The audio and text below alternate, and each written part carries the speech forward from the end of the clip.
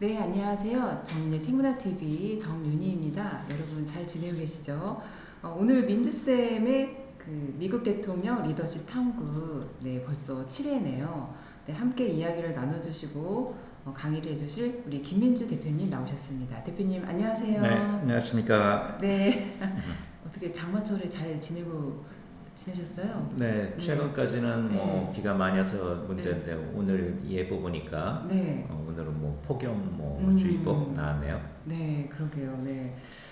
이제 정말 이렇게 기후 환경이 굉장히 우리 예측하지 못할 정도로 비가 막 내리고 그러는 것 같아요. 또 이제 유럽은 정말 폭염 때문에 지금 온도가 어마어마하대요. 예, 네, 미국의 네. 데스밸리라고 있잖아요. 네네. 거기는 50도 이상 막 올라가고 그래가지고 그래서 사람들이 네, 폭염이라는 과연 무엇인가 네. 그거를 경험하기 위해서 오히려 관광객들이 데스밸리로 많이 간다고 그러더라고요. 아, 그래요? 네. 그렇군요. 극한 체험 이런 극한 거죠. 체험하러? 네. 와, 대단합니다. 아무쪼록 우리 채문화 TV 방송 보시는 분들은 네, 더위와 네, 장마철에 네, 모두 건강하시기를 바라겠습니다. 김민주 대표님과 함께 미국 대통령 리더십 탐구 시리즈를 진행을 하고 있는데요.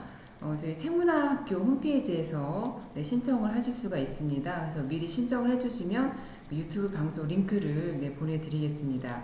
오늘은 미국의 제40대 대통령이었던 로널드 레이건에 대해서 방송을 하겠습니다.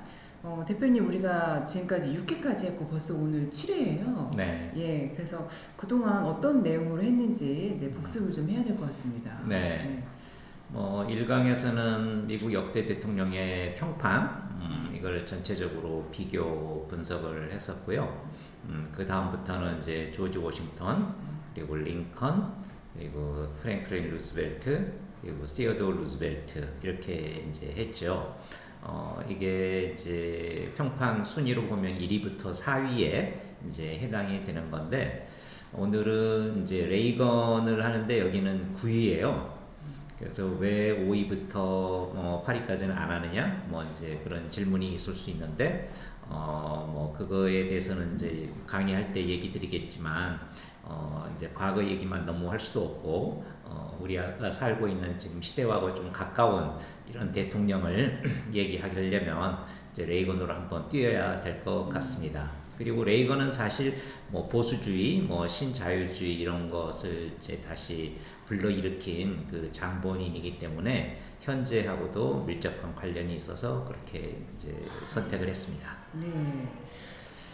그리고 이제 앞으로 우리가 해야 될 강의가 이제 8강, 9강, 10강 네. 이렇게 이제 남아 있는 거네요. 네. 그렇죠? 네. 그러니까 이제 네. 이 다음에는 이제 버락 오바마 이야기, 그 다음에 도널드 트럼프 이렇게 하고 이제 마지막으로는 이제 전체적으로 이제 마무리 차원에서 얘기를 드리도록 하겠습니다. 네네. 오늘 이제 로널드 레이건 대통령에 대해서 하는데요. 사실 우리나라의 역사에서 또 이 레이건 대통령하고 또 밀접한 관계가 있기도 하고 네. 그렇죠? 예. 그래서 전두환 네. 그 대통령이 되기 전에 네. 만약에 레이건이 대통령이 안 됐다면 네. 전두환 그분이 대통령이 못 됐을 것 같아요. 아, 왜냐하면 레이건이 그걸 미뤄줬거든요.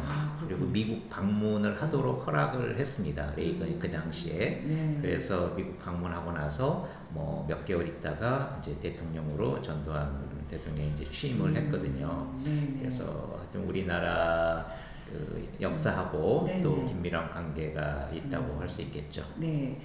우리 미국 대통령 리더십 탐구 시리즈 강의를 해주시는 우리 김민주 대표님을 네, 간략하게 소개를 해드리도록 하겠습니다.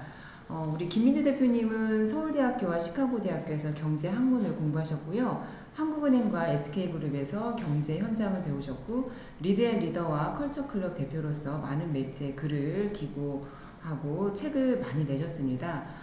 최근 저서로는 세계를 이끈 경제 사상 강의가 있고요. 김민주의 트렌드로 읽는 세계사 경제법칙 101, 자본주의 이야기, 나는 도서관에서 교양을 읽는다 등을 쓰셨습니다. 그리고 번역도 많이 하셨는데요. 성장의 문화, 노벨 경제학 강의, 지식경제, 미스터리 등을 옮기셨습니다. 네. 사실 책도 많이 쓰셨고 번역도 많이 하셨어요, 대표님. 네, 앞으로 더욱더 나올 거고요. 네 맞아요. 네, 그래서 네, 네, 전번에 그 스티어드 루즈벨트 뭐 책을 한 38권 썼다 네. 이런 얘기를 하고 그랬는데 네, 제 지인이 예. 저보고 네. 그 스티어드 루즈벨트보다 더 많이 썼네 그런 맞아요. 코멘트를 하더라고요. 예, 제가 그 책을 다 일일이 소개를 해드리면 오늘 방송을 못하기 때문에 네.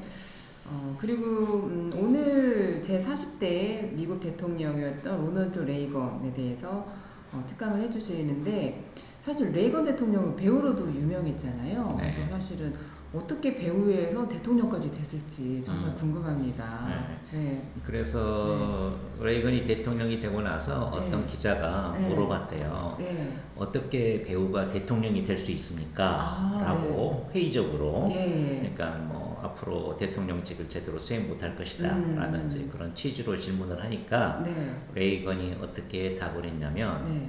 대통령이 어떻게 배우가 되지 않을 수 있겠습니까? 라고 했대요. 아 그래요? 왜냐하면 정치라는 거는 사실 이미지 정치 성격이 굉장히 짙고 예. 또 쇼 비즈니스라고 그러잖아요. 예. 그렇기 때문에 누가 대통령이 되더라도 일단 되면 배우가 되지 않을 수 없다. 그런 이제 취지로 얘기를 했는데 네.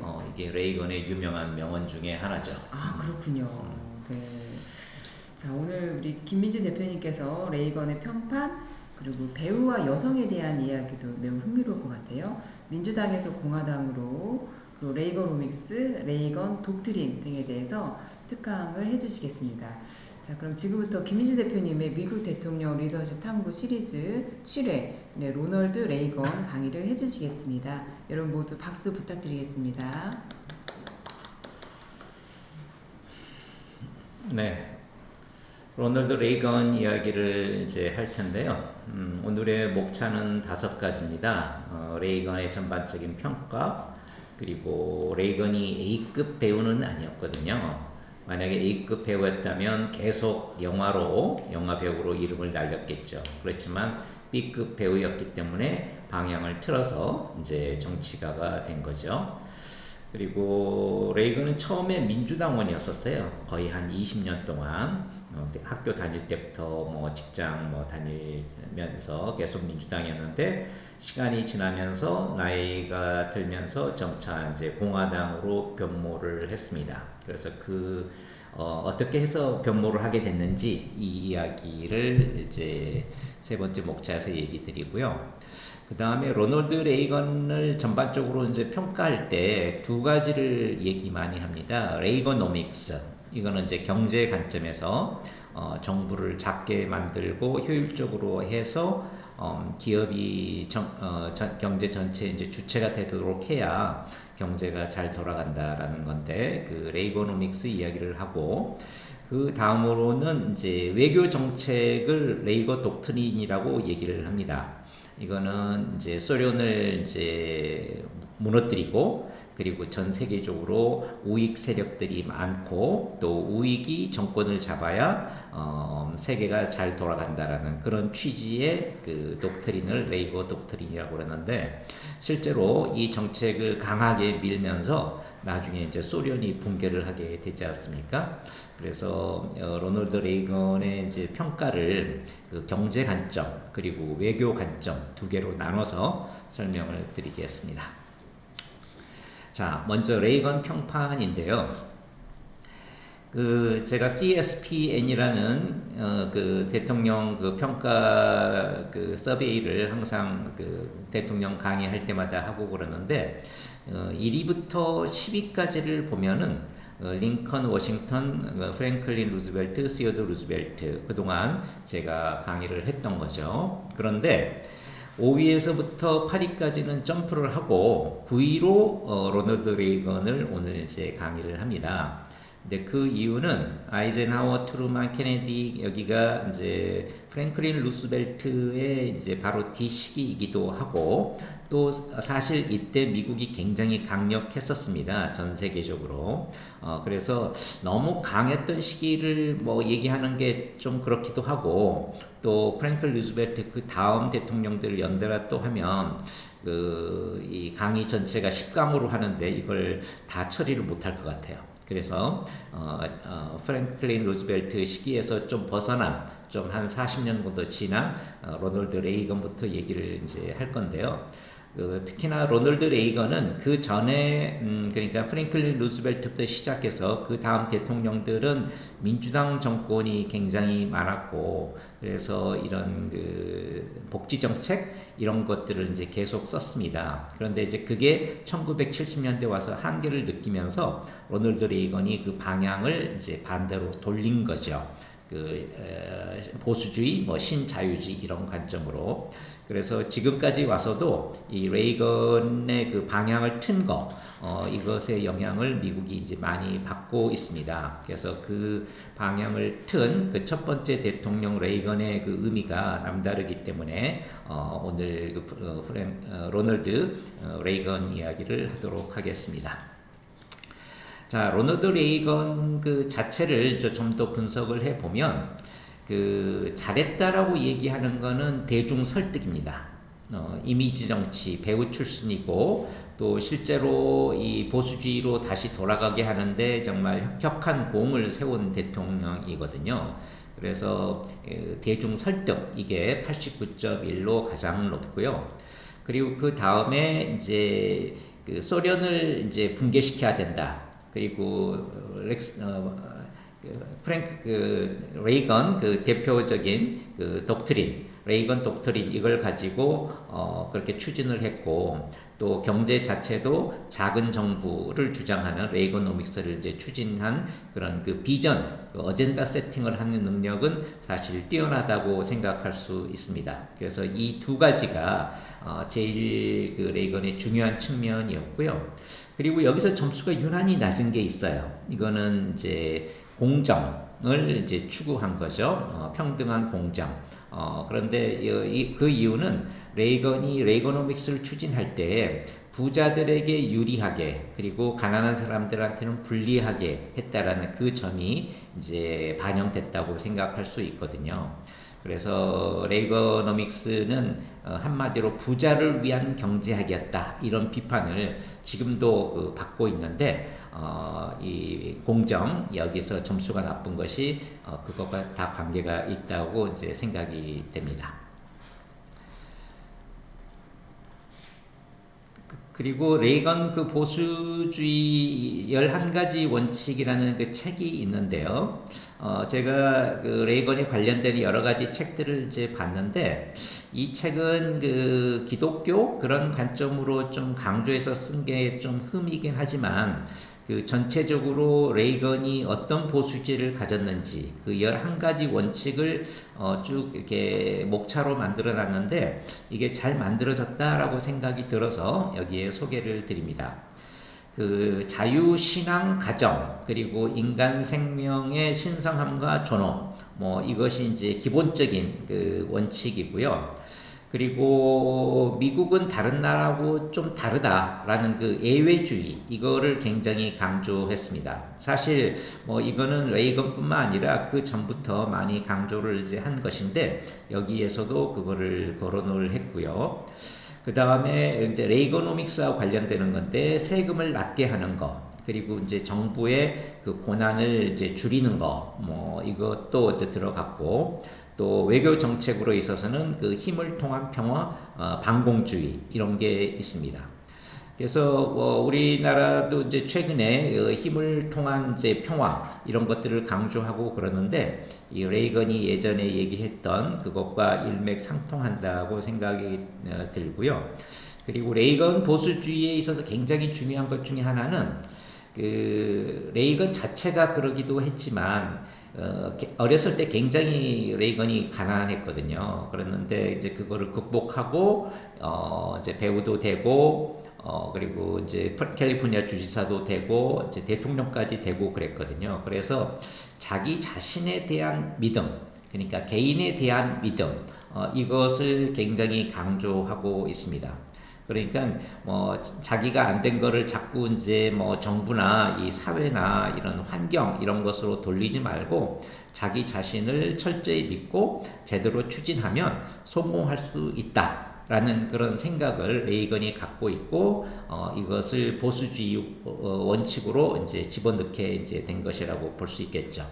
그래서 레이건 11이라는 이런 책은 레이건의 다른 책과 함께 한번 읽어보시면 쉽게 이해할 수 있을 겁니다. 그리고 레이건은 경제 쪽이나 또 외교 이런 쪽 말고 이제 이미지 정치에 있어서 정말 탁월했습니다. 레이건이 대통령이 있을 때 제가 미국에 있었는데 TV 나와서 얘기하는 걸 보면 나도 모르게 좀 신뢰감이 가는 게 있어요. 그게 예를 들면 그 전에 카터 대통령 같은 경우는 나와서 얘기하는 게 자꾸 그걸 들으면 나도 좀 우울해지고 그랬는데 레이건이 이상하게 생긋생긋 웃는 그 얼굴을 보면 기분이 좋아지고 그 사람 말에 신뢰감이 가는 그런 것을 많이 느꼈거든요. 근데 이거는 저뿐만 아니라 많은 사람들이 그렇게 느꼈습니다.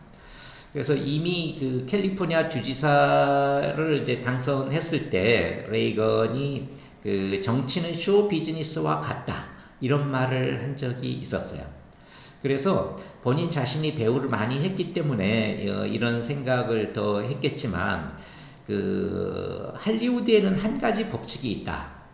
카메라에 클로즈업 된 상태에서는 대사를 실제로 믿는 마음으로 연기해야 된다. 무슨 말인지 아시겠죠? 그러니까 대사를 읽을 때 거기에 몰입이 안 되면 그리고 그 말하는 걸 믿지 않으면 얼굴 표정에 나타난다는 거죠. 그 미세한 차이를 시청자들이 다 안다는 겁니다. 그래서 실제로 믿는 마음으로 대사를 읽고 연기해야 된다라는 얘기를 했고요. 그리고 이제 다른 사람들이 하는 얘기인데 레이건은 실생활에서 연기를 하면서도 연기를 한다고 믿지 않는다라고 했어요. 그러니까 그게 진짜 자기 일인 것처럼 생각하고 연기를 한다는 거거든요. 그러니까 보는 사람의 입장에 있어서는 레이건의 진정성에 이제 빠지는 거죠. 그러니까 가식된 그런 행동이 아니라 자기 생각에서 우러나와서 얘기를 한다. 그리고 연기를 한다라고 생각을 하는 거죠. 그래서 레이건에는 이제 여러 가지 강점이 있지만 어떤 업무 추진력 이런 것도 물론 있지만 사실은 그것보다는 연기력에 있다라고 얘기를 하고 그러는데 미국 역대 대통령 누구보다도 레이건은 이런 평가를 충분히 받을 수 있을 정도로 연기력이 뛰어났다라고 생각이 듭니다. 레이건 대통령의 이제 바로 전 대통령이 지미 카터인데 지미 카터가 TV에 나와서 이렇게 얘기를 하잖아요. 그러면 되게 좀 본인 자신이 격앙된 그런 느낌을 우리한테 주고 그 말을 들으면 내 본인도 그냥 좀 우울하게 느껴져요. 그리고 미국이 잘 안 될 것 같다. 그리고 전 세계가 이상한 방향으로 갈 것 같다. 앞으로 잘 안 될 것 같다는 그런 비관적인 그런 불안감이 막 드는데 실제로 그 당시에 평론가들은 지미 카터의 연설을 멀러지 스피치라고 했어요. 그러니까 사람들로 하여금 불안감을 주는 연설이다 라고 얘기했는데 레이건은 완전히 이와 반대되는 그런 연설을 해서 사람들로부터 많은 인기를 얻게 됩니다. 자, 레이건의 이제 배우와 이제 관련된 여성 얘기를 좀 드리고 싶습니다. 우리가 이제 최고의 배우는 B급이라고 안 하고 A급이라고 하지 않습니까? 그리고 이제 그것보다 약간 떨어진 이류 배우, 이제 B급 배우라고 그러는데 B급 배우가 왜 레이건으로 하여금 정치 쪽으로 발을 딛게 했는지 그 과정 얘기를 이제 드리겠습니다. 자, 우선 레이건이 어렸을 때 얘기를 좀 해야 되겠죠.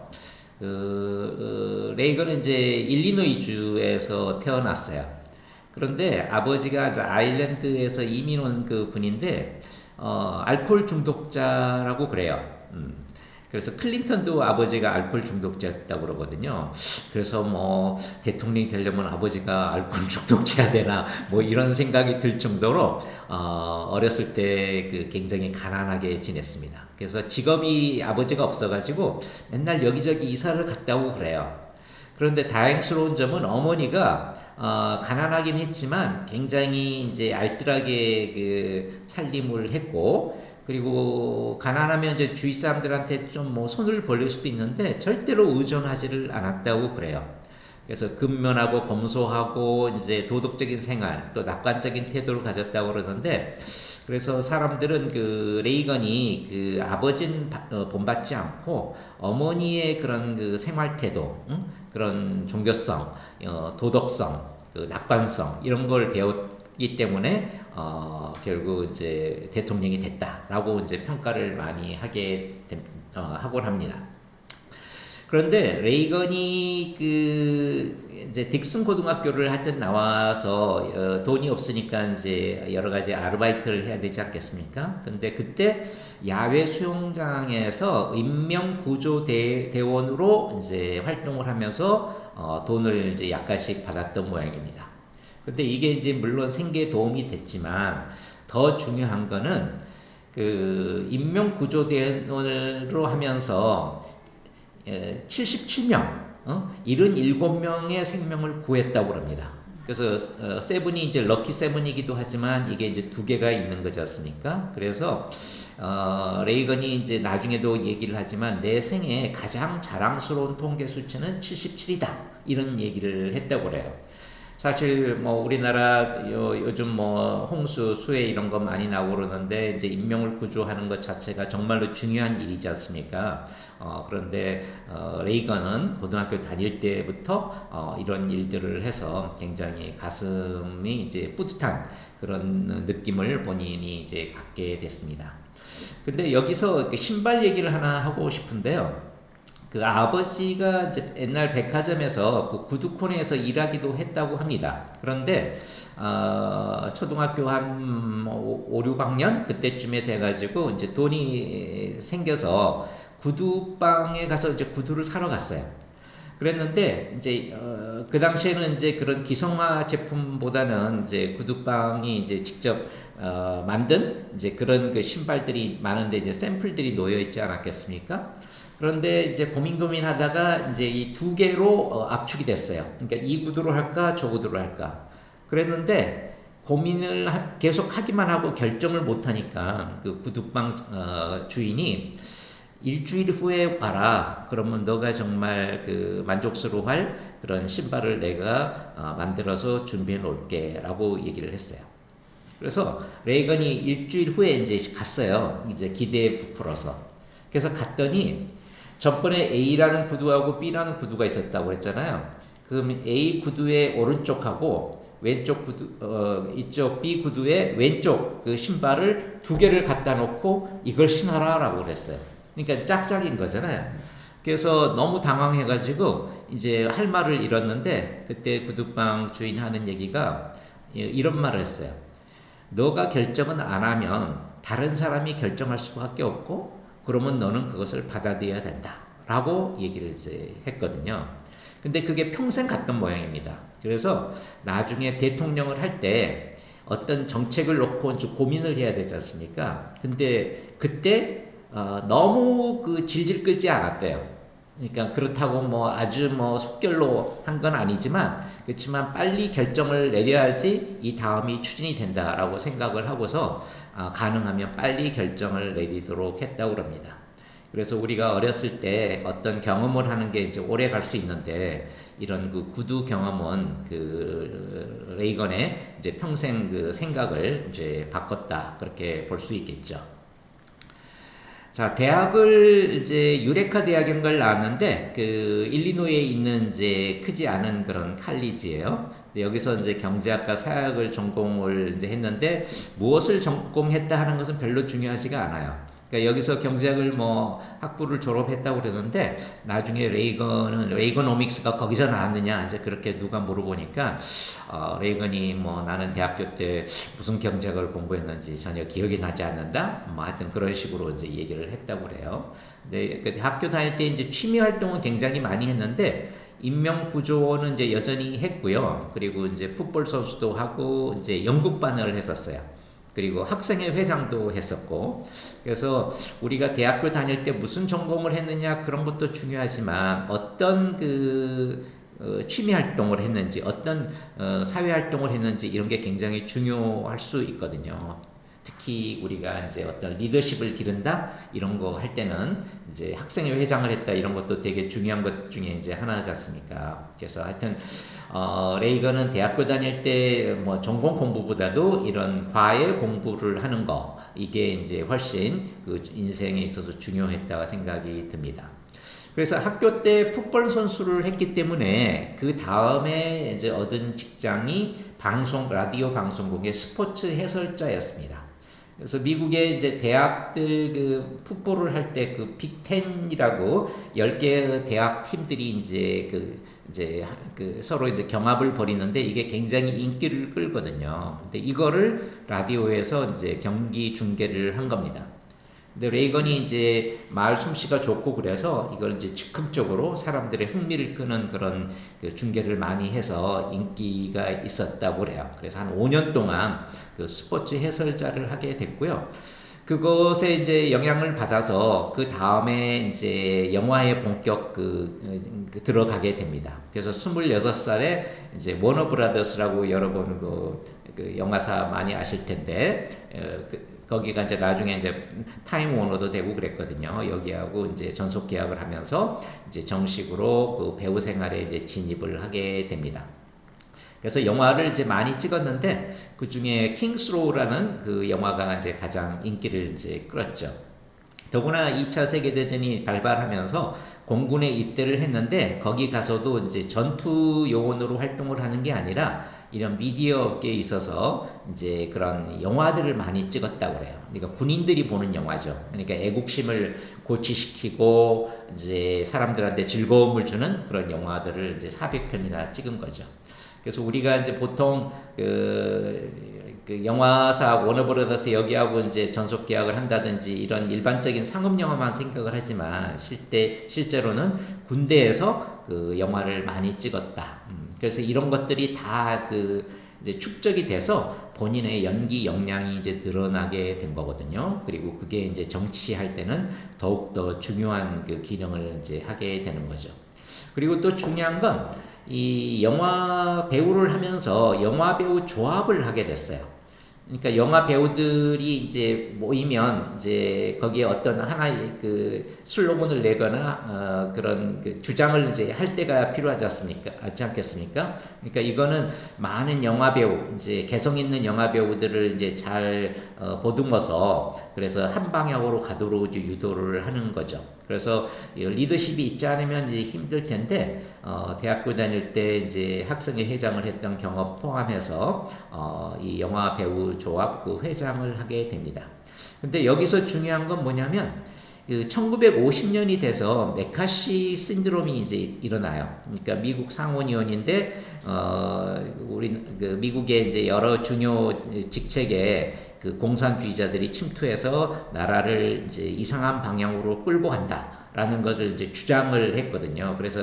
그래서 이제 공산주의자냐 아니냐 이거를 이제 가려내는 그런 일들이 막 미국 전체적으로 벌어졌는데 마찬가지로 그 당시에 공산주의자들이 그 헐리우드 영화 산업으로도 많이 이제 진입을 이제 당연히 했겠죠. 왜냐하면 공산주의는 뭐 사실 뭐 민주주의 국가도 마찬가지긴 하지만 사람들을 그 세뇌시켜서 어떤 한 방향으로 가도록 유도하는 것이 필요한데 그때 영화만큼 그런 거 중요한 게 없었거든요. 왜냐하면 영화라는 건 불특정 다수한테 영화를 뿌리면서 사람들이 거기에 이제 빠지도록 이제 하는 거거든요. 그래서 그 헐리우드 영화 산업에 이제 진입을 했는데 이제 그것을 막는 역할들을 이제 많이 했다고 그래요. 레이건이.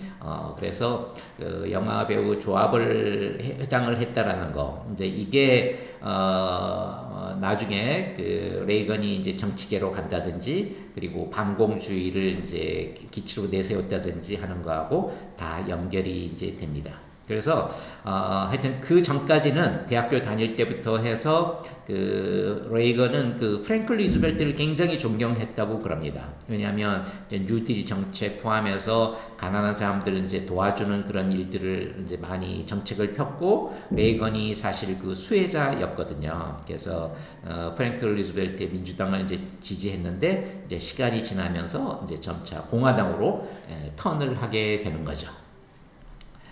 그래서 1937년부터 64년까지 헐리우드에서 총 53편, 53편의 영화에 출연을 했다고 그럽니다. 근데 어떤 사람이, 어떤 평론가가 이제 그 53편의 영화를 다 분석을 했나 봐요. 그 영화에서 레이건이 어떤 역할을 했는지. 그래 봤더니 나쁜 역할은 딱 한 번뿐이었대요. 다 그 선한 쪽에서 역할을 했다라고 이제 그렇게 분석을 했어요.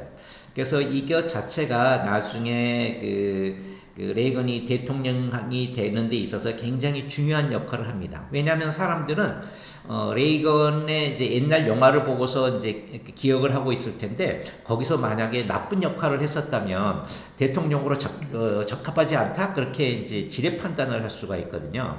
근데 선한 역할을 했기 때문에 대통령 돼서도 잘할 것이다. 선한 역할을 계속 할 것이다. 라고 이제 생각을 하게 된 거죠.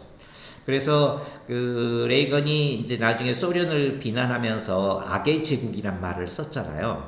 그러니까 세상을 선과 악으로 구별을 했고, 악의 제국은 이제 소련이고 좋은 제국은 미국이다. 근데 나는 옛날에 좋은 영화에서 선한 역할을 했기 때문에 나는 이 선한 제국을 이끌 자격이 있다. 이제 이런 식으로 이제 사람들이 생각하게 됐다라는 거죠. 그래서 그러니까 영화 배우로 지금 활동하고 있는 사람이 나중에 정치가 될지도 모른다라고 나름 생각을 하시면 영화에서 악역은 좀 피하는 게 맞지 않을까 그런 생각도 듭니다. 그리고 더구나 이 영화 배우를 하면서 이제 중요한 거는 이 영화 배우 할 때 같은 그 영화에서 배역을 맡았던 그 제인 와이먼 그 영화 배우하고 이제 결혼도 하게 되는 거거든요. 그래서 브라더 렛이라는 영화가 1938년에 나왔는데 거기서 레이건이 이제 주연을 맡지는 않았지만 거기서 마찬가지 역할을 또 맡았던 제인 와이먼과 이제 알게 되면서 이제 결혼을 하게 됩니다. 그래서 1940년에 이제 결혼을 했는데요. 레이건은 이제 29살이었고 제인 와이먼은 이제 23살이었어요. 근데 이때 남자 배우는 그 B급이고요. 여자 배우는 A급이었었어요. 그리고 레이건은 이제 첫 번째 결혼이었는데 제인 와이먼은 그 당시에 세 번째 결혼이었어요. 그러니까 두 번 결혼을 하고 이제 세 번째 결혼을 했는데 흥미로운 거 제인 와이먼은 평생 4번을 결혼했다고 그래요. 그러니까 레이건과 이혼을 하고 나서 한 번 더 결혼을 했는데 그래도 레이건과 결혼한 게 가장 길었대요. 9년. 나머지는 뭐 2년, 3년 뭐 그랬거든요. 그래서 제인 와이먼과 이제 나름 애도 낳고 이렇게 잘 살았는데 1948년에 제인 와이먼이 조니 벨린다라는 영화로 아카데미 여우주연상을 받았어요.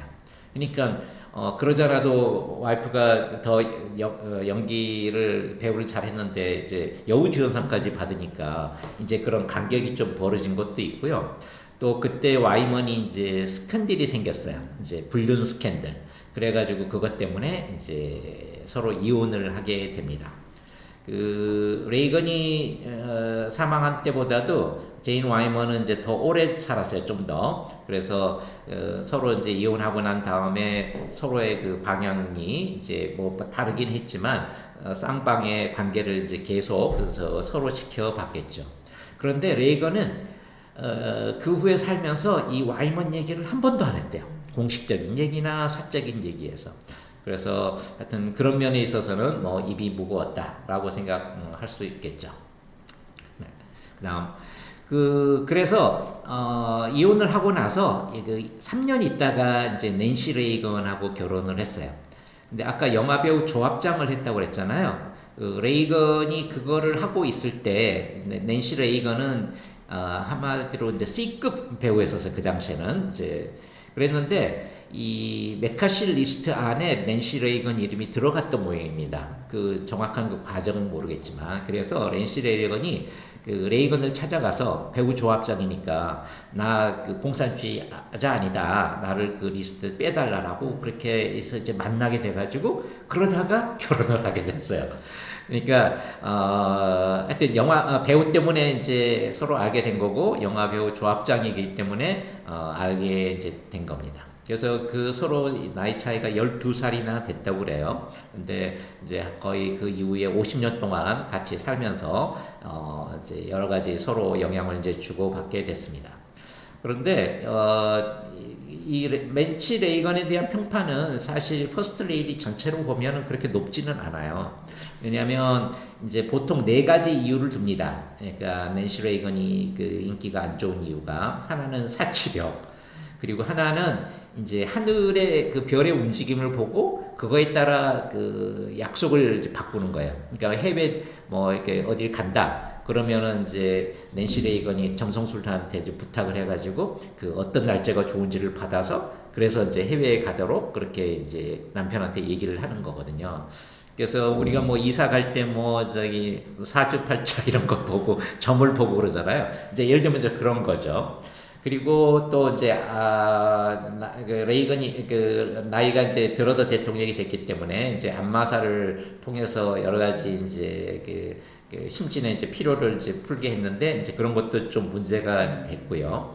또 하나는 이제 무슨 장관 참모 이런 거를 이제 뽑을 때 낸시 레이건이 저 사람은 돼, 저 사람은 안 돼, 그렇게 시시콜콜 많이 그 개입을 했다고 그럽니다. 그래서 그 아래 사람들한테는 이제 그게 좀 나쁜 그 이미지로 이제 각인이 이제 됐습니다. 그래서 하여튼 전체적인 평가는 뭐 그 좋지는 않지만 어쨌든 그 레이건과 그 낸시가 이제 만나서 그 대통령이 되고 이걸 운영을 하는데 서로 영향을 줬는 거는 이제 분명한 것 같습니다. 그리고 이제 나중에 대통령이 되고 나서 1980년대 이제 미국의 이 코케인 뭐 이런 이제 마약 이런 것들이 굉장히 문제가 됐거든요. 그래서 그 미국 전체 사회 정책으로 마약 퇴치 운동을 벌일 때 낸시가 이제 거기서 또 역할을 많이 해서 그런 면에 있어서는 이제 좋은 인상을 주고 있습니다. 자, 그러면 이제 민주당을 이제 20년 동안 지지를 했다고 그랬는데, 이제 점차 이게 이제 공화당으로 이 방향을 틀게 되거든요. 그래서 이제 이거를 얘기를 하기 위해서는 이제 당연히 그 레이건이 어떤 직업을 가졌고, 그때 어떤 직업에서 영향을 받았는지 이런 얘기를 이제 하지 않을 수가 없겠죠. 그래서 영화 배우를 이제 하다가 이제 제너럴 일렉트릭 회사에 갔어요. 근데 여기서 무슨 제조업 그런 일을 하는 것이 아니고 아무래도 배우 출신이기 때문에 제너럴 일렉트릭에 가서 여기서 홍보 이런 일들을 하게 됐어요. 그래서 이제 그 당시 지금은 이제 사람들한테 거의 잊혀졌지만 그 당시에 GE 시어터 GE 극장이라는 그런 TV 프로그램을 CBS TV에서 이제 계속 했어요. 매주 일요일 저녁 9시에. 근데 이게 이제 인기가 좋았는데 이 레이건이 그 진행자 역할을 했습니다. 그래서 8년 동안 209회나 전국에 방영을 했다고 그래요. 일요일날 저녁 9시라 하면 이제 프라임 타임이잖아요. 그래서 사람들한테 기억이 많이 나는 거죠. 나중에 이제 정치계에 들어갔을 때, 그러니까 처음에는 이제 영화 배우로서 영화에 많이 나왔고, 또 군인들한테는 이제 훈련용 그 영화를 많이 만들었고, 또 제너럴 일렉트릭에 가서는 이제 이런 TV 시리즈물로 나왔기 때문에 사람들한테 이제 각인은 이제 많이 돼 있는 거죠. 뭐 좋은 의미건 나쁜 의미건. 그런데 이 제너럴 일렉트릭은 지금 뭐 잘 아시듯이 미국의 이제 대기업이지 않습니까? 그래서 아무래도 이런 회사에서 근무를 하면서 홍보물을 만들다 보면은 이런 대기업을 지지하는 대기업이 맞다라는 것을 이제 사람들한테 알리는 역할을 하지 않을 수가 없어요. 그래서 레이건이 이거 더구나 그 진행자였기 때문에 그런 역할을 많이 하게 됐어요. 그래서 정부 규제를 반대한다든지 그 근로자들한테 소득 중과세를 많이 매기는데 이런 거를 반대하든지, 그리고 기업은 당연히 이제 그런 자유 이런 것들을 이제 주장을 하거든요. 전통적인 가치. 왜냐하면 정부가 간섭 말라 이런 것들을 이제 계속 얘기를 하는 거죠. 그래서 그 레이건이 옛날부터 이런 생각을 했을지도 모르지만 제너럴 일렉트릭에 한 8년 근무를 했거든요. 그러다 보니까 자기 생각이 자신도 모르게 바뀌는 거예요. 그렇게 우리가 회사를 계속 다녔던 사람들 중에 사회주의자가 그렇게 많지는 않거든요, 사실. 근데 그 이유가 일하면서 자기 생각이 점차 바뀌게 되는 거죠. 그래서 제너럴 일렉트릭 극장 이 프로그램 많이 진행했다는 사실은 사람들이 이제 많이 모르는데, 사실은 이게 제가 보기에는 레이건이 공화당으로 바뀌어지는데 상당히 영향을 하지 않았을까, 그런 생각을 합니다. 그리고 또 하나는 배우를 한다든지 이런 회사를 다닌다든지 그러면은 이제 소득이 생기잖아요. 근데 젊었을 땐 소득이 없으니까 이런 공화당이 이제 세금을 줄이라 이런 것이 별로 피부에 와닿지를 않아요. 그런데 돈을 조금 벌고 그것도 많이 벌면 이 세금 때문에 이제 자꾸 신경을 쓰게 되는 거죠. 더구나 이제 소득세가 이제 누진세면, 그러니까 소득이 작을 때는 뭐 예를 들면 소득세가 뭐 10%인데 소득이 이제 많이 높아지면 이 소득이 올라가면서 이게 이제 계속 세율이 올라가는 걸 누진세라고 그러잖아요. 그런데 자기가 많이 벌었는데 뭐 정부가 다 가져간다 그러면은 이제 이 작은 정부를 원하게 돼 있거든요. 근데 실제로 뭐 B급 배우이긴 했다고 그러지만 이제 소득이 높았을 때가 있었을 텐데, 그때 누진세로 소득이 한 90%가 이제 날아간 적이 있었던 모양입니다. 그리고 미국의 그 소득세는, 그 누진세는 이 프랭클린 루즈벨트 이후에 계속 그게 올라갔었거든요. 그래서 그 당시에 레이건이 그걸 이제 뼈저리게 느낀 겁니다. 자기는 열심히 일했는데 이제 세금으로 다 나가니까. 그래서 그러면 뭐 열심히 일할 필요 없잖아, 이런 생각을 하게 되고, 그러다 보면 이제 미국 경제가 안 좋아지게 되는 거잖아요. 근로자가 열심히 해야 이제 GDP도 올라가고 그러는데. 그래서 이제 그런 개인적인 경험, 그리고 이제 제너럴 일렉트릭에서 이제 일했던 경험, 그러면서 더구나 홍보 일을 했기 때문에 이 사람의 생각이 점차 민주당에서 공화당으로 이제 바뀌게 이제 된 겁니다. 이건 충분히 그럴 수 있다고 봐요. 뭐 우리가 일반적으로 젊어서는 사회주의자, 나이 들어서는 보수주의자로 가는 게 뭐 당연하다라고 얘기를 하는데, 그거는 이제 살다가 보면 이제 그렇게 느끼는 것도 있고, 아무래도 소득이 없을 때보다 있게 되면 이 작은 정부를 본인도 모르게 이제 원하게 되는 거거든요. 그래서 로널드 레이건도 예외가 아니었다, 그렇게 생각이 듭니다. 그래서 캘리포니아 주지사가 이제 나중에 되기 전에 이제 그러니까 공화당으로 이제 입당을 해요. 그리고 나서 이제 활동을 하다가 1964년에 이제 그 베리 골드워터라는 굉장히 그 중요한 그 당시에 공화당 인물이 있었는데 대통령이 되지는 못했어요. 근데 이제 이분을 레이건이 지지를 하면서 선거 자금 모집 연설을 이제 많이 하게 됩니다. 여러 군데 가서. 근데 1964년 10월에 레이건이 연설을 했는데 거기서 굉장히 사람들한테 인상적인 그런 얘기를 하게 돼요. 그리고 이 레이건이 그 당시에 주장했던 내용은 레이건이 대통령이 되기 전에 그리고 되고 나서도 일관되게 그게 연결되거든요. 그때 연설에서 뭐라고 얘기했냐면, 미국 정부의 규모를 줄여야 된다. 그리고 기업 규제 이런 거 간섭 줄여야 된다. 그리고 기업들 그리고 소득세 이런 거 줄여야 되고, 그리고 경기 침체에서 벗어나서 경제 부흥을 시켜야 된다. 그리고 소련은 나쁜 나라이기 때문에 공산주의를 해체시켜 버려야 된다라는 그 이야기를 했어요. 근데 이 당시는 이제 레이건보다 훨씬 전에, 레이건이 대통령이 훨씬 전에 얘기거든요. 그래서 이런 주장이 처음에 굉장히 잘 먹혀들지는 않았던 모양입니다. 그렇지만 공화당 입장에서는 이제 이거를 수긍을 어느 정도 했어요. 그리고 이 레이건이 너무나 확신에 찬 어조로 연기를 해야 되니까 너무나 확신에 찬 어조로 이런 그 기치를 얘기를 했는데, 그 당시에 굉장히 그 인상적인 연기를 해서 사람들한테 이제 좋은 이미지로 이제 각인을 하게 된 거죠. 그래서 이제 시간이 지나면서 이제 본인도 캘리포니아 주지사에 이제 출마를 합니다. 근데 그 당시에 이제 에드먼드 브라운이라고 이제 그 재선까지 했던 그 주지사인데 결국 거기를 이기게 돼요. 그리고 브라운은 이 레이건을 그 당시에 굉장히 우습게 여깁니다. 그러니까 요즘은 이제 그런 생각을 좀 덜 하긴 하지만 이때는 영화배우가 대통령이 된 경우는 없었거든요. 한 번도. 레이건이 이제 주지사 포함해가지고. 슈발츠네거가 주지사가 캘리포니아 주지사 된 거는 그 이후입니다. 66년에 레이건이 이제 출마를 했거든요. 그래서 에드먼드 브라운이 되게 이제 레이건을 경멸하다가 결국 이제 패배를 하게 되죠. 근데 이때도 마찬가지로 64년에 그 선거자금 모집 연설을 했을 때 주장했던 내용과 똑같은 얘기를 해요. 정부 예산을 줄여라, 행정부처 축소해라, 감세하라, 규제하라. 물론 이건 이제 국가 차원이 아니라 캘리포니아 차원이긴 한데 이 얘기를 하게 됐고 이제 이거를 이제 캘리포니아 주지사 하면서 계속 이제 연결을 이제 하게 된 거죠. 그래서 전반적인 그 평가는 경제 정책은 그렇게 크게 성공하지 못했다. 하지만 사회 정책은 성공했다. 그렇게 얘기를 합니다. 그 이유는 이제 주지사에 취임하고 나서 처음에는 주정부 예산을 10%를 줄였대요.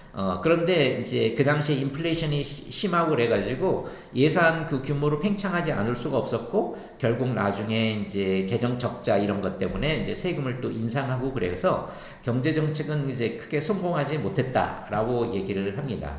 그렇지만 그 당시에 이제 이런 학생운동 이런 그 사회 이런 불안들이 많았거든요. 그래서 흑인 폭동이라든지 그 캘리포니아 이제 그 주립대학 이제 이런 학생들이 이제 여러 가지 정치 활동을 많이 하고 베트남 반전 시위 이런 걸 하는데 이거를 이제 엄정하게 대처를 이제 했었습니다. 그래서 사회 불안을 좀 그 낮추는 데는 이제 기여를 했다. 그렇게 이제 사람들이 지금 평가를 하고 있습니다.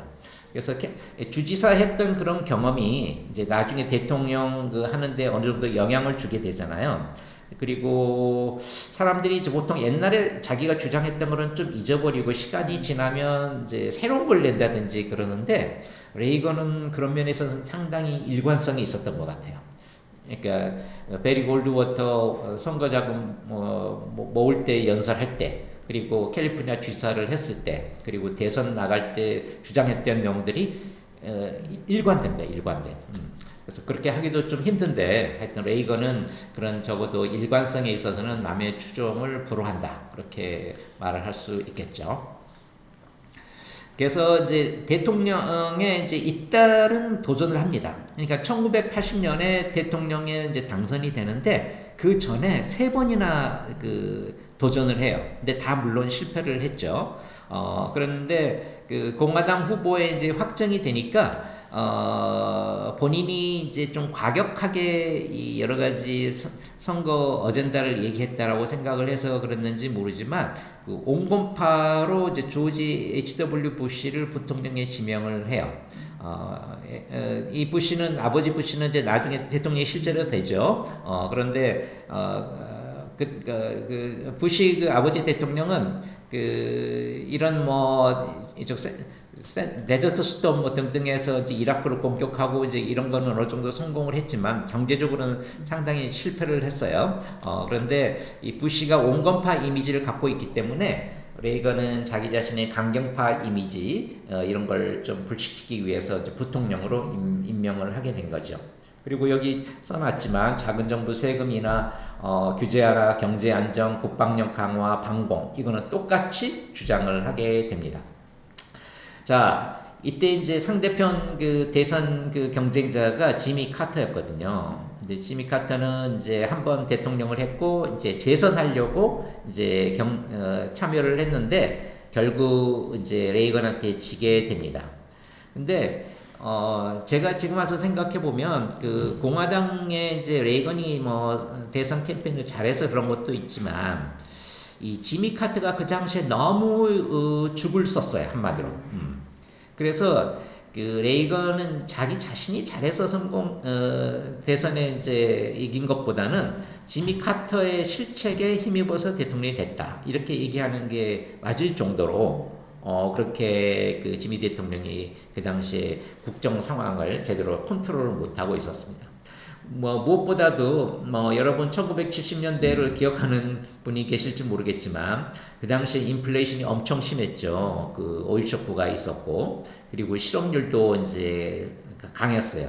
우리나라는 그 당시에 실업률이 높지는 않고 인플레이션만 높았는데 미국에서는 그 둘 다 이제 심했습니다. 그래서 그 물가 상승률과 이 실업률을 합치면 그걸 이제 고통지수라고 이제 얘기를 하는데 미저리 인덱스 이 당시에 그 최악이었어요. 그러니까 인플레이션과 실업률이 이게 이제 일반 사람들한테 가장 피부에 와닿는 경제거든요. 근데 이게 최악이었다는 거죠. 물론 뭐 적자 예산, 뭐 대출 이자를 높은 거는 물론이고요. 그리고 이 경제뿐만 아니라 정치에 있어서도 뭐 굉장히 안 좋았어요. 그 카터는 무슨 뭐 대외 정책을 쓸 때마다 맨날 그 당시에 실패했어요. 그 이란 인질로 이제 미국인이 잡혔는데 이제 그거를 제대로 이제 구출하지도 못했어요. 그래서 구하려고 헬리콥터가 가는데 미군 헬기가 그냥 떨어져서 뭐 작전 그 자체가 이제 무산되기도 했고 또 소련이 이제 아프간을 침략을 또 했어요. 결국 이제 소련의 침략 그거를 이제 막지 못했다라는 비난이 이제 나왔고요. 그리고 또 동생 빌리 카터가 또 로비하다가 또 문제를 일으키는 그런 이제 사건들이 연달아 이제 벌어지게 됩니다. 그래서 대선 이제 당일 때 왜 투표하고 나면 출구 조사를 하지 않습니까? 그때 이제 레이건을 이제 뽑았다고 얘기하는 사람이 있었을 텐데 왜 뽑았느냐 그렇게 물어보면 그 레이건이 카터가 아니라서 얘기하는 게 압도적으로 많았어요. 그러니까 레이건이 뭐 앞으로 잘할 것 같고 뭐 보수의 정책을 쓸 것 같고 이거는 뭐 별 큰 이유가 아니고 단지 카터만 제거해주면 나는 오케이라는 얘기거든요. 그래서 레이건의 당선에는 그 카터의 실책 이게 정말로 큰 그 이유로 이제 작용을 하게 됩니다. 그래서 그 이미지라는 그런 관점에서 봤을 때는요, 그 카터하고 레이건이 정말 차이가 많죠. 잠깐.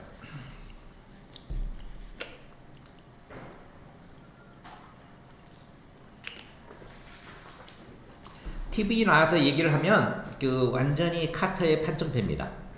카터는 이제 음성도 약하고요, 그리고 하이톤이에요. 날카롭고, 그리고 뭐 연설을 좀 버벅대고, 그리고 본인이 잘 아는 문제도 텔레비에서 이렇게 토론을 하면 저 사람이 도대체 아는 건가? 라고 생각할 정도로 그렇게 좀 엉망으로 했어요. 그리고 TV 시청자하고 이제 눈을 마주치면서 얘기하는 게 되게 중요하다고 얘기하잖아요. 근데 누가 조사를 해보니까 10초 정도 시선을 마주쳤다고 합니다. 그러니까 이제 뭐 이상한 데를 보고 있다든지 뭐 대본을 본다든지 그렇게 하는 거죠. 근데 로널드 레이건은 이제 TV 시청자 229초 시선을 마주쳤다고 그래요. 그리고 말하는 것도 뭐 낭낭하고 뭐 달콤하고 따뜻하고 유창하고, 그리고 레이건은 사실 지적인 능력이 아주 뛰어났다고 얘기 안 하거든요. 근데 자기가 잘 모르는 문제도 굉장히 확신에 차서 얘기를 하는 거예요. 그러니까 사람들이 와, 저 문제 정말 정통하고 있나 보다 라고 이제 얘기를 하는 거죠. 그래서 이런 그 이미지 정치 그런 데 있어서 레이건이 압승을 하게 된 겁니다. 그리고 뭐 이제 어떤 말을 인용을 할 때 사람들한테 이제 굉장히 설득력 있게 얘기를 이제 하는데 레이건은 이런 식으로 얘기를 했다고 그래요. 이게 이제 제일 중요한 그 펀치라고 그러는데, 카터가 대통령 된 이후로 여러분은 전보다 더 행복해졌다고 느끼십니까? 라고 이제 아주 직설적으로 얘기를 하는 거예요. 아까 정치적으로, 그러니까 외교적으로 뭐 경제적으로 이제 상황이 다 안 좋아졌잖아요. 특히 경제적으로. 그러니까 미저리 인덱스, 그 고통지수가 이제 최악이라고 그랬잖아요. 그거를 레이건이 알고 있기 때문에 이런 질문을 던져서 카터는 안 되겠구나라고 소비자들이 이제 판단하도록 하는 거죠. 그리고 또 하나는 경제가 불황이면 카터도 실직자가 될 것이다 라고 얘기를 했어요. 그러니까 이게 무슨 말이죠? 경제가 안 좋으니까 카터는 대통령 대선에서 떨어질 것이다. 그리고 내가 될 것이다 라는 얘기거든요. 그러니까 하여튼 이런 식으로 직설적으로 얘기하면서 사람들로 하여금 마음, 생각을 바꾸도록 이제 유도를 이제 한 겁니다. 그래서 이제 레이건이 이제 대통령이 됐지 않습니까? 그러면 이제 그런 참모들, 강요들을 이제 좋은 사람들을 이제 해야 될 텐데, 그 당시에 그 민주당 쪽에 있어서는 레이건의 참모가 좀 별 볼 일 없다고 생각을 많이 했다고 그럽니다. 초기에. 그런데 이제 결과적으로는 이제 좋은 참모들을 많이 이제 얻게 됐는데, 지금은 이제 사람들이 거의 기억을 안 하지만 그 당시에 데이비드 스토크맨이라고 있었어요. 연방 예산국장이었는데, 우리나라는 이게 이제 기획부에 이제 들어가 있는데, 예산국이라는 게 있죠. 근데 이 당시 이 예산국이 유난히 중요했던 이유는 레이건이 작은 정부를 추진을 했지 않습니까? 그래서 예산을 줄여야 된다고 생각을 했어요. 그리고 예산은 여러 부처에 이제 그 돈을 이제 뿌리는 그 사람이기 때문에 이제 로비 같은 것도 굉장히 이제 컸거든요. 근데 이 스토크맨은 이제 자기의 그 주장을 갖고 이제 정부 규모를 줄이려고 굉장히 노력을 했습니다. 그러니까 초기에는 물론 성공을 하고 시간이 지나면서는 성공을 하지 못했어요. 왜냐하면 이제 국방비 예산을 엄청 늘리면서 이제 예산은 계속 늘어나긴 했습니다. 그렇지만 이 초기에 예산을 줄이는데 아주 혁혁한 공을 세웠던 사람이 이제 스토크맨이고요. 그리고 그 당시에 이제 백악관 비서실장이 있었는데 그때 이제 제임스 베이커 그리고 이제 도널드 리건이 이제 이게 서로 이제 번갈아 가면서 이제 백악관 그 비서실장을 했는데 옆에서 레이건 보좌를 많이 한 거죠. 그리고 이제 두 사람 모두 그 재무장관을 하기도 했습니다. 그리고 또 하나는 이제 국무장관인데 그 알렉산더 헤이건은 초기에 한 1년 좀 넘게 하다가 나중에 조지 슐츠로 넘어가서 조지 슐츠가 장수를 하게 됩니다. 그러니까 국무장관으로서. 근데 굉장히 역할을 잘 하고 그래가지고 레이건 행정부가 이렇게 순탄하게 이제 진행이 되는데 큰 기여를 했고요. 그리고 레이건이 대통령이 되고 난 다음에 이제 부시를 부통령으로 이제 지명을 했다고 그랬는데 8년 동안 계속 그 부통령을 하게 됐어요. 그리고 그것에 힘입어서 레이건 다음에 이제 대통령이 이제 아버지 부시가 이제 되는 거죠. 그래서 물론 이제 이 사람들 말고도 이제 여러 그 참모들이 있지만 제일 그 두각을 보였던 그리고 장수를 했던 그런 참모들은 이제 이와 같다고 이제 할 수가 있겠습니다. 자, 레이건 그 집무실에 누구의 사진이 있었을까? 이제 그런 게 되게 중요하잖아요. 왜냐면 이제 나는 저 사람을 나의 롤 모델로 생각하겠다라고 이제 하면서 보통 하니까. 그랬는데 레이건 집무실에는 켈빈 쿨리지 대통령 액자가 있었다고 그래요. 근데 이 켈빈 쿨리지는 어떤 대통령이냐면 1920년대 미국이 정말 경제 호황을 할 때의 대통령이었습니다. 물론 그 다음 이제 대통령 후보 때인데 후보 때는 이제 완전히 그 대불황으로 이제 떨어졌는데 켈빈 쿨리지는 정말로 말을 안 했다고 그래요. 그래서 그 별명이 사일런트 켈빈입니다. 사일런트 켈빈. 그 정도로 이제 얘기를 하는데 그리고 정부 규제를 정말로 안 했어요. 그래서 이제 경제가 굉장히 좋아졌거든요. 그래서 레이건은 자기도 그렇게 되고 싶다라는 얘기예요. 그러니까 공화당의 기본 원칙인 정부 규제 없애고 그리고 하여튼 기업들이 하라는 대로 내버려 두고 잘하도록 유도도 하고 그렇게 하겠다. 그래서 켈빈 쿨리지는 그 당시에 뭐라고 그랬냐면 미국의 일은 사업을 하는 거다라고 했어요.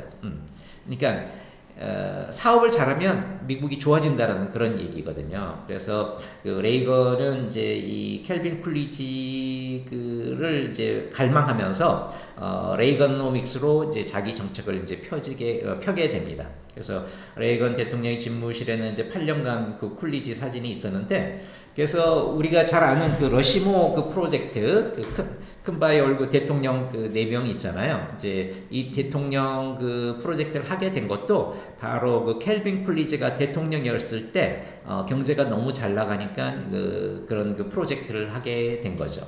근데 실제로는 이제 대공황이 시작되면서 이제 공사비 그 내용 그 객출도 잘 안 되고 뭐 그래서 한참 나중에 이제 완공은 됐지만 하여튼 쿨리지 대통령 때 이 러시모 프로젝트를 하게 됐다라는 그 얘기도 곁들여 하나 하고 싶습니다. 자, 취임 전에 레이건은 한국하고 이제 관계를 좀 맺었어요. 그래서 특히 이제 1980년에 이제 전두환 그 당시 대통령이 아니고 이제 쿠데타로 이제 집권을 했지 않습니까? 그래서 그 당시에 전두환은 그 미국 대통령에 누가 되는지를 되게 관심을 갖고 있었어요. 그러니까 카터가 되면 정말로 낭패라고 생각을 했습니다. 왜냐하면 카터는 그 전두환을 인정하지도 않았고, 그리고 그 주한미군을 다 철수하겠다고 했거든요. 그러니까 한국 입장에서 굉장히 그 정정이 이제 불안하게 되는데, 만약에 레이건이 그러니까 공화당 그 레이건이 이제 당선이 되면 상황을 많이 이제 반전시킬 수도 있겠다라는 기대를 하게 됐는데, 아닌 게 아니라 이제 레이건이 대통령이 된 거죠. 그래서 이제 전두환은 그 이듬해 레이건 대통령 취임식에 이제 참가하기로 했는데, 실제로 취임식에 참가하지는 않고 그 이후에 이제 따로 이제 만나게 된 겁니다. 그래서 그때 이제 한국과 이제 미국이 서로 이제 딜을 한 거죠. 그래서 한국은 이제 박정희 대통령 있을 때 이제 핵 개발을 한참 추진을 했었는데, 이거 이제 포기하겠다. 그리고 자주 국방 계획도 포기하겠다. 그리고 미국 제품을 이제 굉장히 많이 이제 그 구입을 하겠다. 이제 이런 그 제안을 했고, 그리고 이제 미국은 이제 거기에 대한 호응으로 이제 카터 때 추진하던 그 주한미군 철수 계획을 이제 없앤 거죠. 그래서 레이건은 8년간 재임을 하면서 그 전두환 대통령과 4번을 만났다고 그래요. 우리나라에 실제로 방문도 하기도 했었고요. 그래서 이 레이건과의 그 관계가 모든 게 잘 해결이 됐기 때문에 이제 전두환은 그 체육관 선거로 우리가 알고 있는 그 선거인단 간접 선거로 득표를 해서 이제 바로 그 대통령에 취임을 하게 됩니다. 그래서 역사에 뭐 가정법은 없지만, 만약에 카터가 재선에 성공했다면 전두환의 운명은 어떻게 됐을까? 다시 한번 생각하지 않을 수가 없습니다. 그런데 대통령이 되고 나서 취임 70일 만에 피격당했어요. 레이건이. 그 힌클리라는 이제 젊은 그 사람이 포스터 거기 영화 배우를 이제 좋아하는 나머지, 내가 이제 사회적으로 무리를 일으키면 조디 포스터가 이제 나를 이제 기억할 것이다라고 생각을 하고 이제 총을 이제 쐈죠. 그랬는데 심장을 맞았으면 이제 끝났을 텐데 심장에서 12cm 벗어났대요. 그래가지고 혼수 상태에 빠졌다가 이제 일어나게 됐거든요. 근데 이 레이건은 이제 그 유머 감각이 있기로 이제 유명하거든요. 그러니까 이제 뭐 명언도 있지만 유머 감각도 좋은데, 이제 피격이 돼서 혼수 상태에 이제 들어가기 전에 들것에 이제 실려갈 거 아닙니까? 앰뷸런스를 통해서. 그때 이제 뭐라고 얘기했냐면, 근데 이게 진짜 그랬는지 안 그랬는지는 알 수가 없어요. 왜냐하면 이런 건 얼마든지 그 조작할 수 있거든요. 근데 뭐 어느 정도 그래도 했기 때문에 이제 진실이라고 믿고 얘기를 하면, 들것에 실려가면서 이렇게 얘기했다고 그래요. 총에 맞고도 죽지 않는 거는 정말 기분 좋은 일이지? 라고 했고요.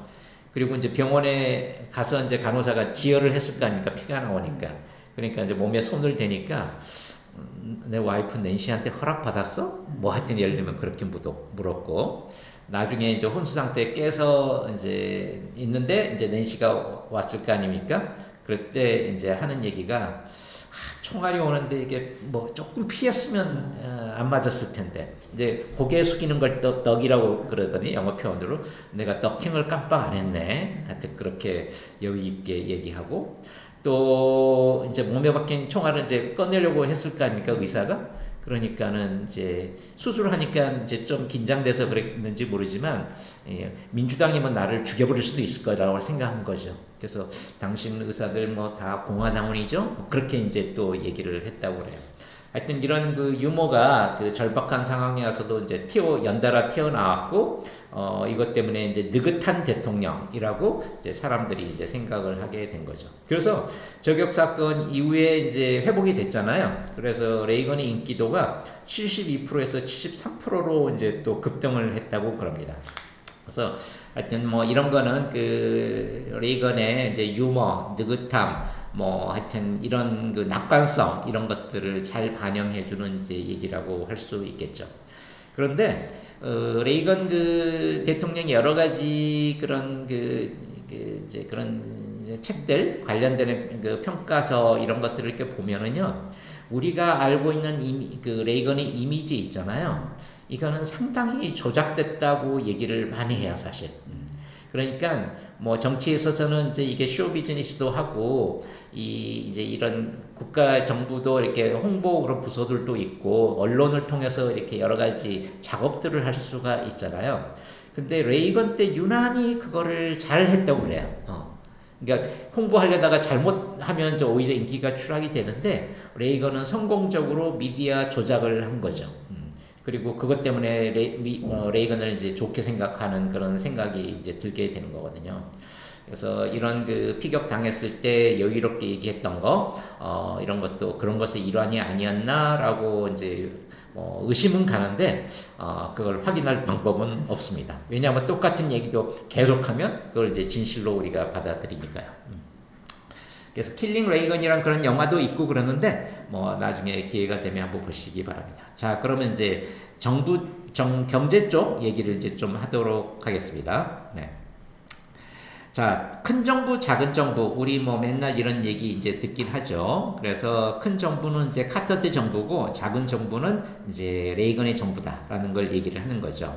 그래서 작은 정부는 자유, 성장, 개인, 그리고 자조라는 거는 뭐 자기를 조롱하는 게 아니라 자기 자신을 스스로 돕는다는 얘기죠. 자기가 노력해서 이제 난관을 이제 격파한다는 얘기죠. 그리고 보수주의, 신자유주의, 뭐 시카고 학파 이제 이런 것들이 작은 정부의 이제 중요한 그 항목들이고요. 그래서 그 레이건은 그 대통령 취임사를 할 때 이제 뭐라고 얘기를 했냐면 이런 말을 했어요. 정부는 우리의 문제에 대한 해결책이 아닙니다. 그러니까 우리 문제를 해결하려고 정부에다가 손 내밀지 마세요. 정부 자체가 문제입니다. 그랬어요. 그러니까 정부 자체를 개혁해야 경제가 좋아진다라는 얘기거든요. 그러니까 다른 말로 하면 큰 정부를 작은 정부로 만들어야, 그리고 개혁을 해야 이게 정부가 해결되고, 그리고 그로 인해서 경제가 해결된다라는 얘기를 했습니다. 그래서 이 레이건의 대통령 취임사는 굉장히 유명한데, 특히 이 말이 그 레이거노믹스의 모든 것을 얘기해 주는 것이다라고 생각할 수 있을 정도입니다. 네. 그래서 그 당시에 이런 그 보수주의, 신자유주의 이런 것들이 전 세계적으로 팽배했어요. 근데 로널드 레이건이 이제 대통령이 돼서 펼치기 전에 영국 보수당의 마가렛 대처가 이제 이거를 이제 먼저 시작을 사실 했고요. 그리고 로널드 레이건이 바로 그걸 이어받아서 이제 했는데, 그래서 대처하고 레이건은 그 코드가 같아서 굉장히 자주 만나기도 했고, 공동 그 작전을 많이 폈습니다. 그러니까 외교 정책에 있어서도 그렇고 경제 정책에서도 그렇고. 그리고 이제 바로 그 독일의 기민당의 헬무트 콜이 또 이제 수상으로 당선이 되면서, 또 헬무트 콜도 이런 그 레이거노믹스 그런 신자유주의 이런 것들을 추진을 했고, 하물며 나중에 영국은 노동당임에도 불구하고 신자유 정책을 썼어요. 그래서 토니 블레어는 이렇게 좌파인데 이쪽 그 신자유주의 정책을 쓴 걸로 이제 유명하죠. 사실 이때 영국 경제가 상당히 좋았거든요. 그래서 그랬는데 이제 2008년에 이제 세계 경제가 이렇게 고꾸러지면서 이제 신자유주의 시대는 이제 끝나게 됩니다. 그러니까 하여튼 30년 동안 신자유주의가 전 세계를 지배했다. 그렇게 말해도 틀린 얘기가 아닌데, 레이건이 바로 그거를 이제 만들어낸 사람이다. 그래서 두고두고 지금 많은 사람들의 입에 이제 회자가 되고 있습니다. 그래서 미국 대통령은 이제 민주당과 공화당에 따라서 이 정책이 달라지는데, 공화당은 신자유주의 정책을 기본적으로 좀 쓰고, 민주당은 이제 정부가 개입을 많이 하는 그런 케인스주의 정책을 쓰는데, 레이건 때 이제 이 연준 의장이라고 그러죠. FRB 의장으로 이제 누가 있었냐면 이제 폴 볼커가 오랫동안 있었고요. 그리고 이제 시간이 지나면서 엘린 그린스펀으로 이제 바뀌었는데 이 볼커 시대도 그렇고 그린스펀 시대도 그렇고 이게 이제 정부가 규제를 없애고 이제 인플레이션을 낮게 유지하는데 이제 굉장히 기여를 했던 그 사람입니다. 폴 볼커는 이제 초기에는 그 이제 금융 정책을 좀 잘 못 쓰는 걸로 이제 좀 지탄을 받긴 했지만 레이건 시대에 들어와서 오랫동안 FRB 의장을 하면서 인플레이션 파이터라는 별명이 있었어요. 그러니까 인플레이션을 잡는 사람이다라는 얘기거든요. 그래서 인플레이션을 물가 상승률을 낮추는데 크게 기여를 했던 성공적인 FRB 의장으로 아직도 기억이 되고 있습니다. 네. 그래서 취임 직후에 레이건이 이제 상하원 합동회의에 가서 이렇게 네 가지를 요구를 했어요. 첫 번째, 1982년에 연방정부 지출을 414억 달러 줄여달라. 그리고 소득세를 한꺼번에는 아니고 3년에 걸쳐서 매년 10%씩 삭감해서 하여튼 3년 동안 30%를 줄여달라 얘기를 했고, 정부 규제를 철폐해달라. 그리고 인플레이션을 억제하고 금리 안정을 위해서 통화량을 줄여달라, 통화 긴축을 해달라, 이 얘기를 이제 하게 됐습니다. 그래서 이 네 개는 초기에 이제 상당히 잘 맞았고요. 나중에 가서는 이제 크게 이제 좀 상황을 바뀌긴 했지만 초기에 정말로 이런 정책을 쓰게 돼서 경제가 초기에는 좀 나빠졌지만 이제 점차 효과가 나타나면서 미국 경제가 아주 급상승을 하게 됩니다.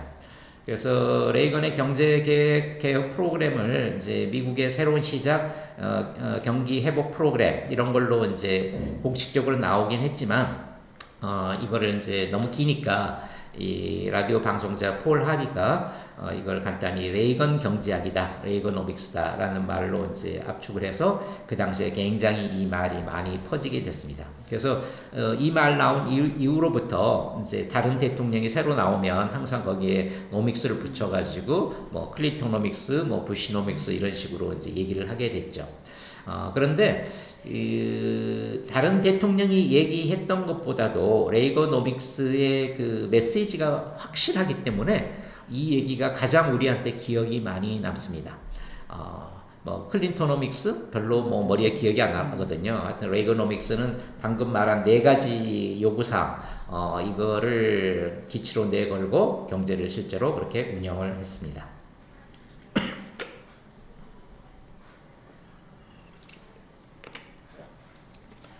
그런데 이때 이제 경제학자가 이제 중요한 역할을 하는데요. 그 아서 레퍼라는 경제학자가 있었어요. 근데 이 아서 레퍼 이분은 레이건 돼서 이런 그 레퍼 곡선이라는 걸 주장한 게 아니고요. 벌써 이전 한 5년 전에 이제 얘기를 했었어요. 근데 그 당시에 이제 제럴드 포드가 대통령이었거든요. 근데 그때 참모로 이제 딕 체니라고 있었습니다.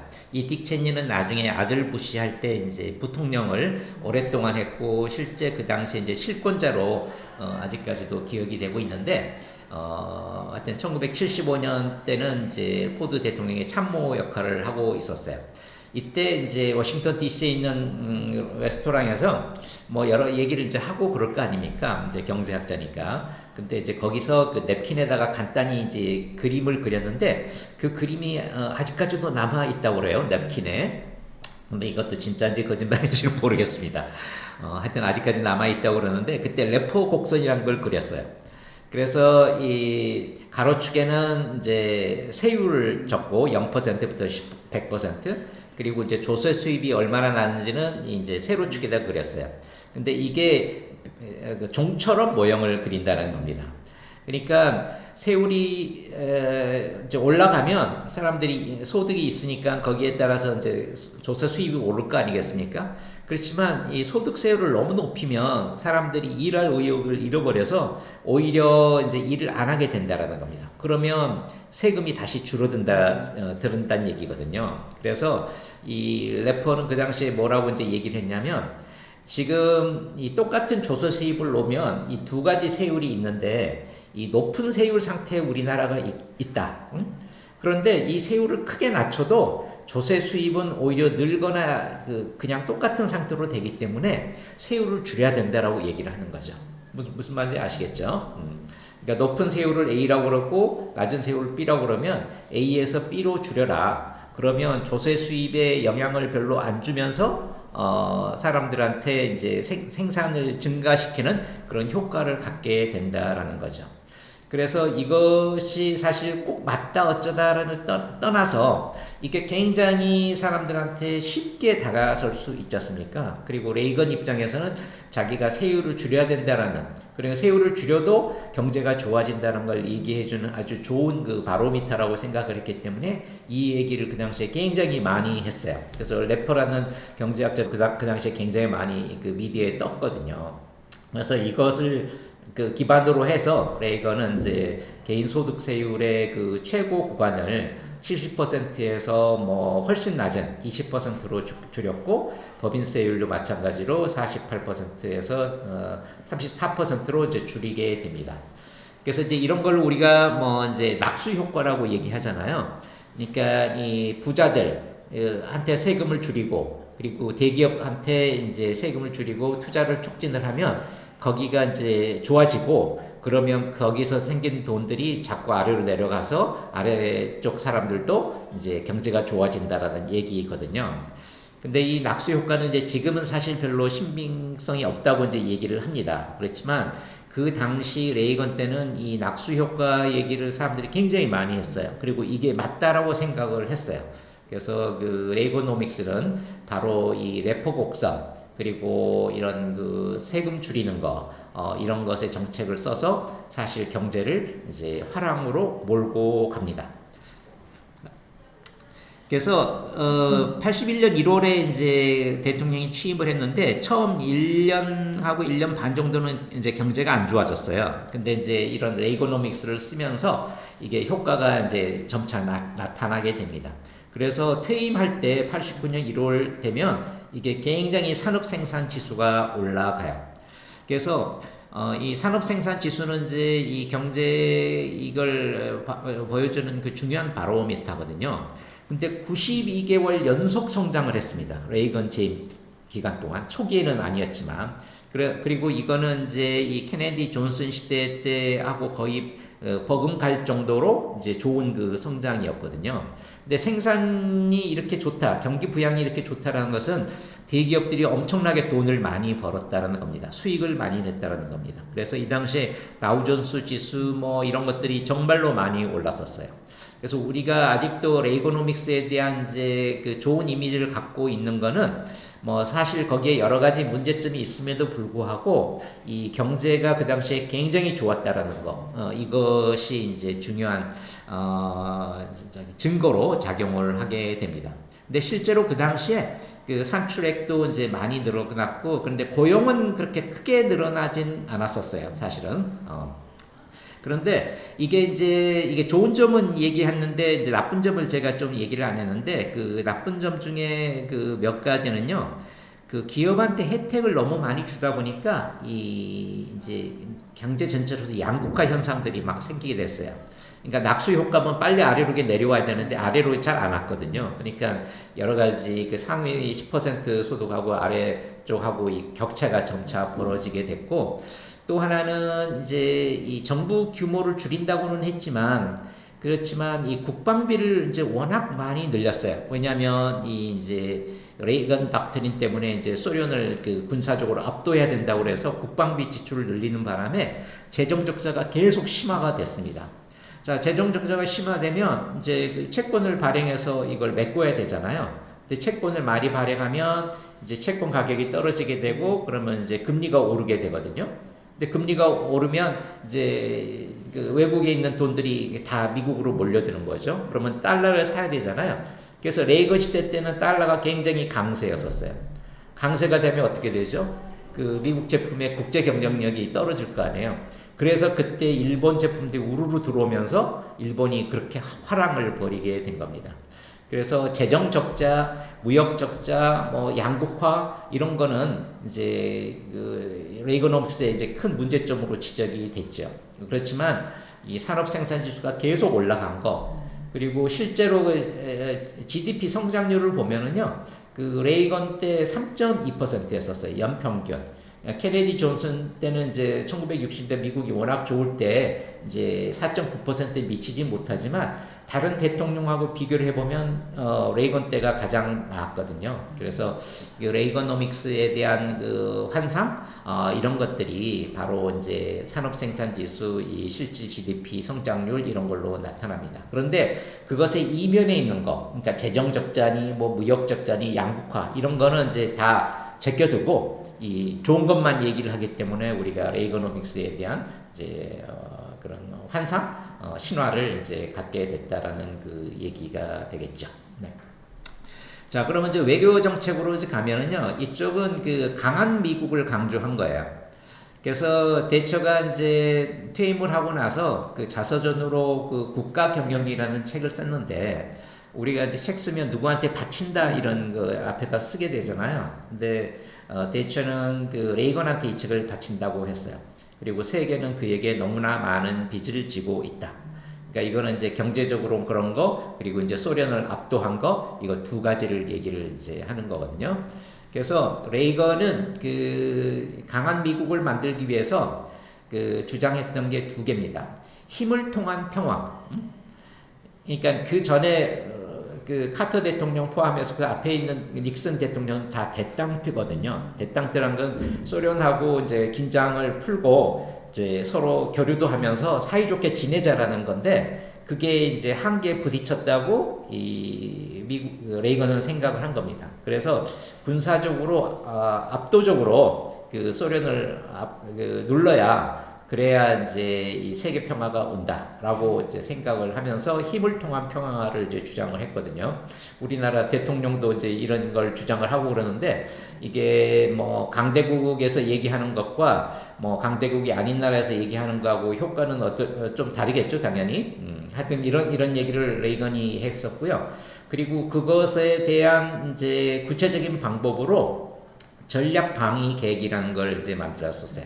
SDI라고. 이거는 뭐냐면, 지금은 사실 이제 많이 보편화가 됐지만 그 당시만 하더라도 이제 이거를 사람들이 잘 몰랐었어요. 그럼 뭐냐면, 이제 대륙간 탄도탄이라고 이렇게 있잖아요. 이게 뭐 예를 들면 소련에서 미국으로 이렇게 쏠고 그러는데, 옛날에는 이렇게 오면 그걸 막을 방법들이 별로 없었어요.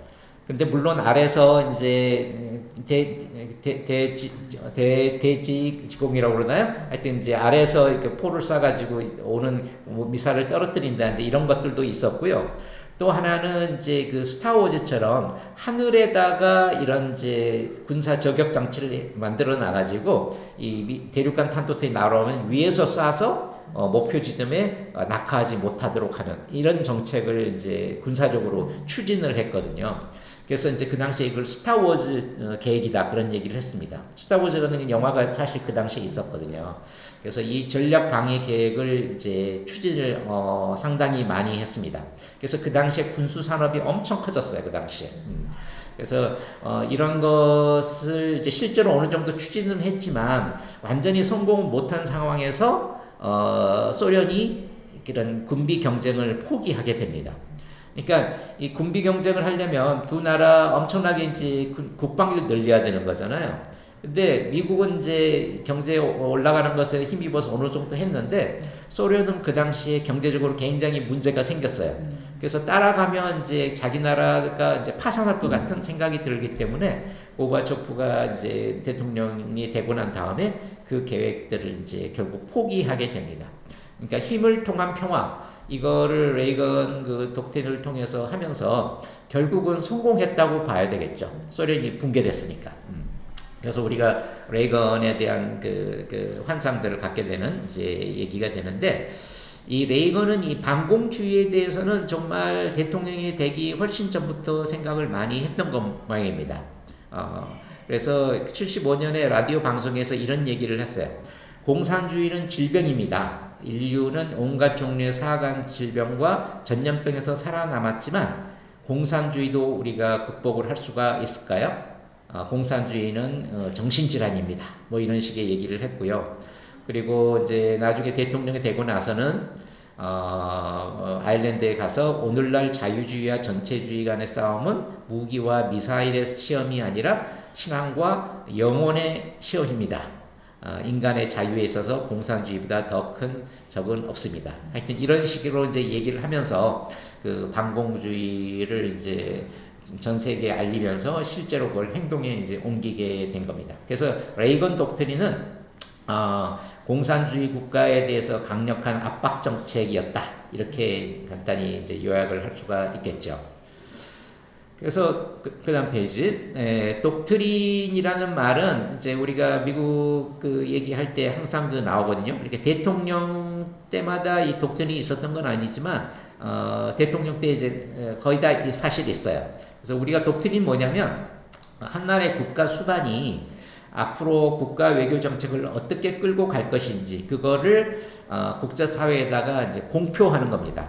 그러니까 표방을 하는 거죠. 근데 실제로 그렇게 갈지 안 갈지는 알 수가 없는데 일단 그렇게 얘기를 한다라는 거죠. 근데 이제 트루만이나 뭐 아이젠하워나 뭐 카터나 뭐 닉슨이나 이때 다 있었어요.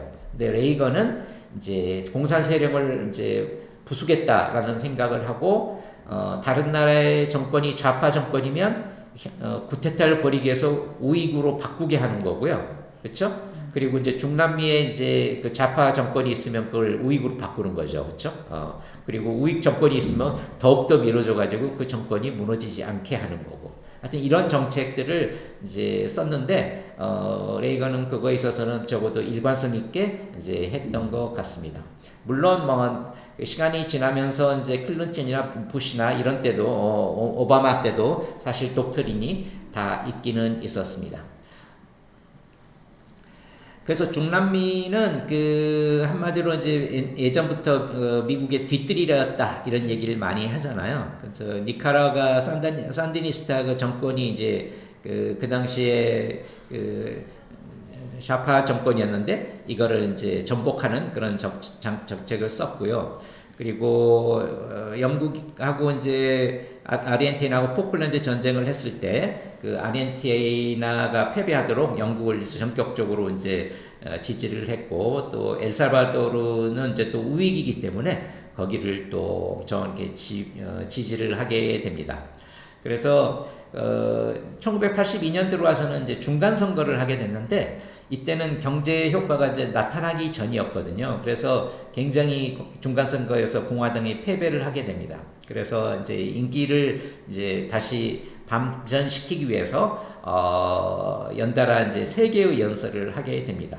그래서 소련을 악의 제국이라고 이제 선포를 하고요. 그리고 중남미에 대해서 어떻게 하겠다라는 그런 얘기하고 그리고 아까 전략 그 공중에서 우주에서 하는 그런 전략 계획들이 있잖아요. 그런 그 별들의 전쟁 이거 연설을 하면서 미국이 레이건은 이제 그런 레이건 닥트린 이런 것들을 이제 공식적으로 이제 얘기를 하게 됩니다. 그리고 더구나 그 당시에 그 칼 격추 사건이 났잖아요. 근데 칼 격추 사건은 사실 미국과 크게 관계 없다고 이제 보통 얘기를 하고 그러는데 그 당시에 미국 얘기를 사실 많이 하긴 그랬어요. 왜냐하면 여기 지도에 보듯이 알래스카 앵커리지에서 이제 서울로 비행기가 와야 되는데 보통은 이제 그 당시에 소련이 적성 국가였기 때문에 거길 피해서 아래쪽으로 왔거든요. 근데 여기 실제 그 항로를 보면 이제 캄차카 반도를 지나서 사할린 거쳐서 이렇게 거의 왔거든요. 그러니까 미국이 그걸 이 항로가 이제 이상하게 가면 미국이 다 이제 얘기해가지고 이제 고치도록 하고 그러는데 미국이 얘기를 안 했다는 거는 이걸 이제 정찰 스파이로 이제 간주했기 때문에 이제 내버려 뒀다라고 얘기를 하거든요. 근데 사실 이거 뭐 진실은 알 수는 없습니다. 하여튼 이것 때문에 이제 소련은 이제 스파이 비행기가 왔다라고 이제 생각을 하고 결국 격추를 해서 그 당시에 정말 한 269명이나 사망하는 이제 아주 참사가 벌어지게 됐거든요. 근데 이 사건을 이 레이건은 완전히 정치적으로 이용을 해요. 그러니까 소련은 봤듯이 정말로 그 악의 제국이다라는 것이 다시 한번 입증이 됐고 국방비 예산을 늘려야 되는데 이런 것들을 막기 위해서 우리가 국방비 예산을 늘려야 된다고 이제 주장을 한 거거든요. 그래서 칼 사건은 우리나라에게 정말로 뭐 끔찍한 사건인데 레이건한테는 정말로 좋은 호재였던 거죠. 하여튼 이런 일들이 이제 벌어지게 되고 그래서 레이건 지지도는 1983년 1월에 35%였는데 1년 사이에 57%로 늘게 된 겁니다. 그러니까 이 레이건 지지도 올라가게 되는데 칼기 격추 사건이 도움을 줬다라는 것은 뭐 분명합니다. 네. 그래서 레이건 시기에는 레이건 혼자 한 명이 계속 재선까지 했는데 소련은 그 당시에 서기장이 계속 바뀌었어요. 그래서 브레즈네프가 그 전에 뭐 18년 그 서기장으로 이제 거의 독재 비슷하게 했었는데 브레즈네프가 죽고 그 다음에 안드로포프하고 체르넨코가 서기장이 됐지만 다 심장병 뭐 건강으로 이제 죽게 됐고요. 재임 중에 죽었어요. 그리고 이제 고바초프가 왔는데 고바초프는 그 전 그 서기장들하고 달라서 상당히 그 오픈 마인드가 돼 있는 그리고 이제 소련이 이런 식으로 계속되면 안 되겠다 해서 개혁과 개방 정책을 썼기 때문에 레이건하고 이 코드가 상대적으로 맞았던 거죠. 물론 처음부터 두 사람이 뭐 이렇게 서로 신뢰했던 건 아닌데 시간이 지나면서 서로 신뢰를 한 것으로 지금 다 파악이 됩니다. 그래서 만약에 레이건이 고바초프를 안 만나고 그 전에 강경파 지도자들을 만났으면 레이건 닥트린도 성공을 못했을 텐데 고바초프 상대적으로 유순한 고바초프가 즉위를 했기 때문에 레이건 닥트린이 성공했다 이렇게 말을 할 수가 있겠죠. 하여튼 그 당시에 고바초프가 53세니까 청년이었거든요. 그러니까 뭐 상대적으로 좀 레이건이 만만하게 봤다 그렇게 생각할 수도 있고 하여튼 결과적으로는 레이건이 승리하는 걸로 되어 있습니다. 그래서 레이건은 후반에 그 대소련 정책들을 이제 하기 위해서 고바초프하고 굉장히 자주 만났어요. 그래서 처음에 이제 85년 11월에 이제 고바초프를 처음 만나서 그때 이제 군비 경쟁을 이제 그만두자라고 얘기를 했는데 그때만 하더라도 그냥 말만 갔어요.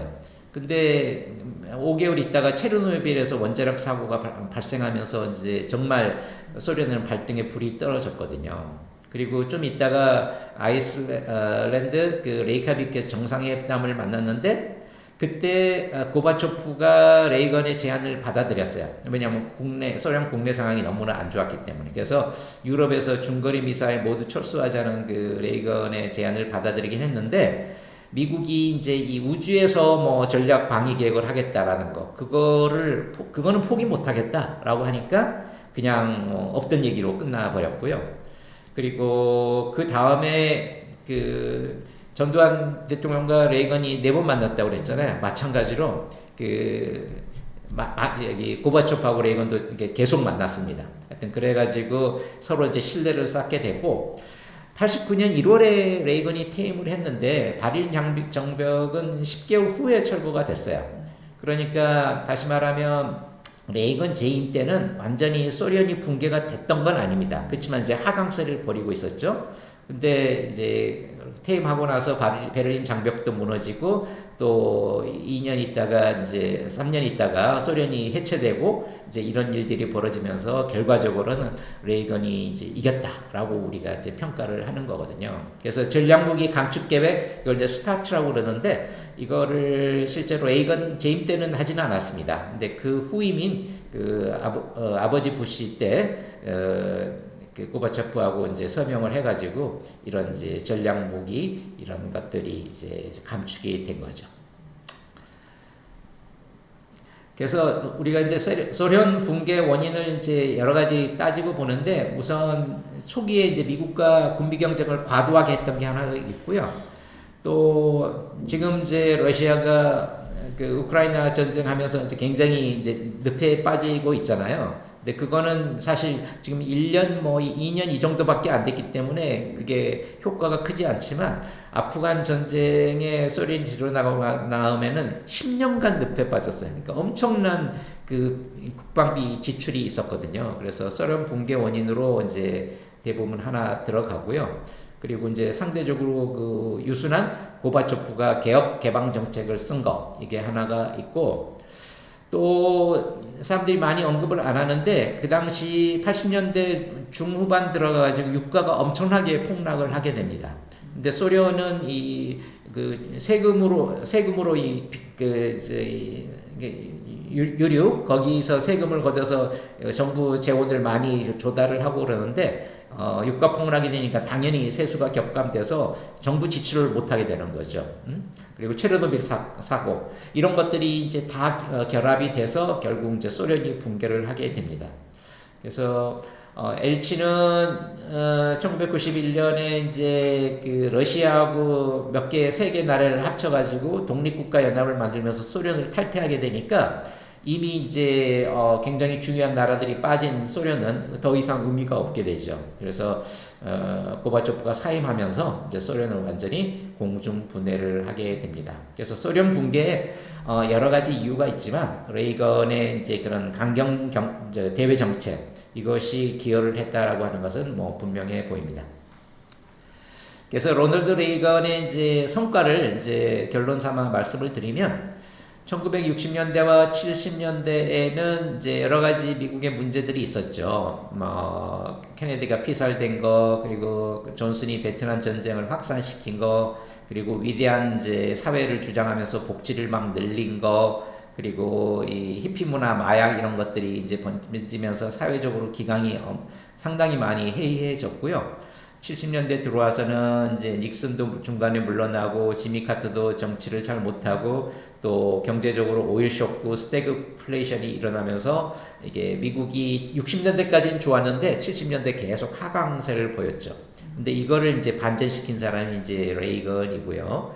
그래서 하여튼 경제적으로는 레이거노믹스, 대외적으로는 레이건 독트린, 그리고 이미지 정치를 통해서 국민으로부터 이제 신뢰를 받은 거 이런 거 세 가지 포인트가 합쳐져서 1980년대를 이제 아직도 미국 사람들이 이제 좋게 생각하는 이유가 되겠습니다. 그렇지만 아까 말씀드린 대로 뭐 무역 적자나 재정 적자나 이런 여러 가지 양극화 이런 문제들이 있음에도 불구하고 강한 미국을 만들었다 하는 데 있어서는 사람들이 이제 동의를 하는 것 같습니다. 그래서 나중에 이제 핵 항모가 만들어졌을 때 로널드 레이건이라는 이름을 이제 붙일 정도로 레이건을 이제 추모하는 그런 현상들은 있는 것 같습니다.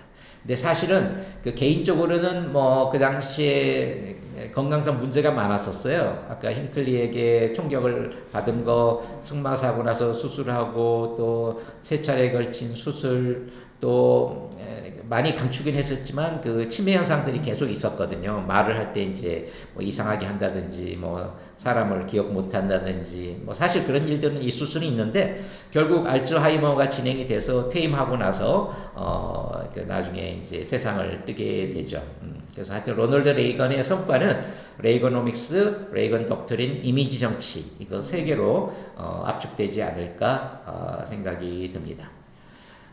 레이건 관련되는 책은 생각보다 아주 많지는 않더라고요. 그래서 아까 처음에 얘기한 레이건 11, 그 미국을 연주한 드러머 레이건, 하여튼 회고록 그리고 이제 여러 가지 평가서들이 이렇게 있는데 나중에 시간이 되시면 한번 보시면 좋을 것 같고요. 그리고 레이건 관련되는 영화들도 좀 있습니다.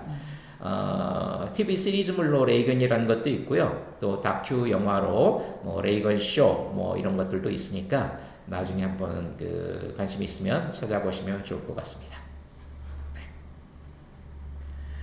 네, 지금까지 제 7강으로 미국의 제 40대 대통령이었던 로널드 레이건에 대해서 강의를 해주셨습니다. 열강을 해주신 우리 김지 대표님 정말 감사드립니다. 네.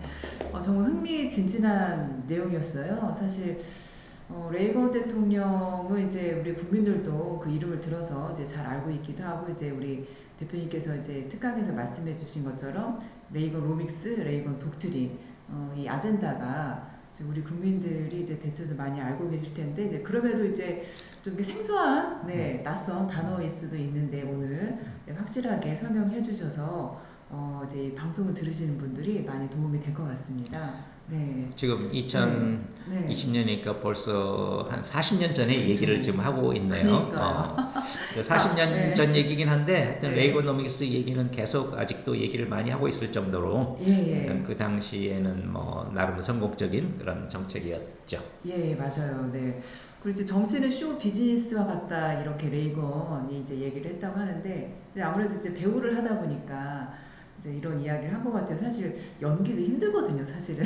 그렇죠? 네, 배우들이 이제 연기하는 것도 사실 힘든데 이제 어떻게 보면 이제 연기를 했던 배우 생활했던 게 상황에 맞는 어떤 화법이나 제스처, 네 이런 것들을 잘 이제 활용을 했던 것 같아요. 그러니까 레이건이 배우가 네. 아니었다면 대통령이 못 됐어요, 한마디로. 그렇죠. 그만큼 배우 경력이 본인의 그런 생각이나 이런 이제 제스처나 이런 말하는 거, 신뢰감을 주는 거, 진정성을 담는 거 이런 것에 다 영향을 줬다고 생각을 합니다. 네, 그런 것 같아요. 그래서 여러분이 앞으로 정치가로 성공을 하고 싶다 그러면 연기를 배워야 될 것 같아요.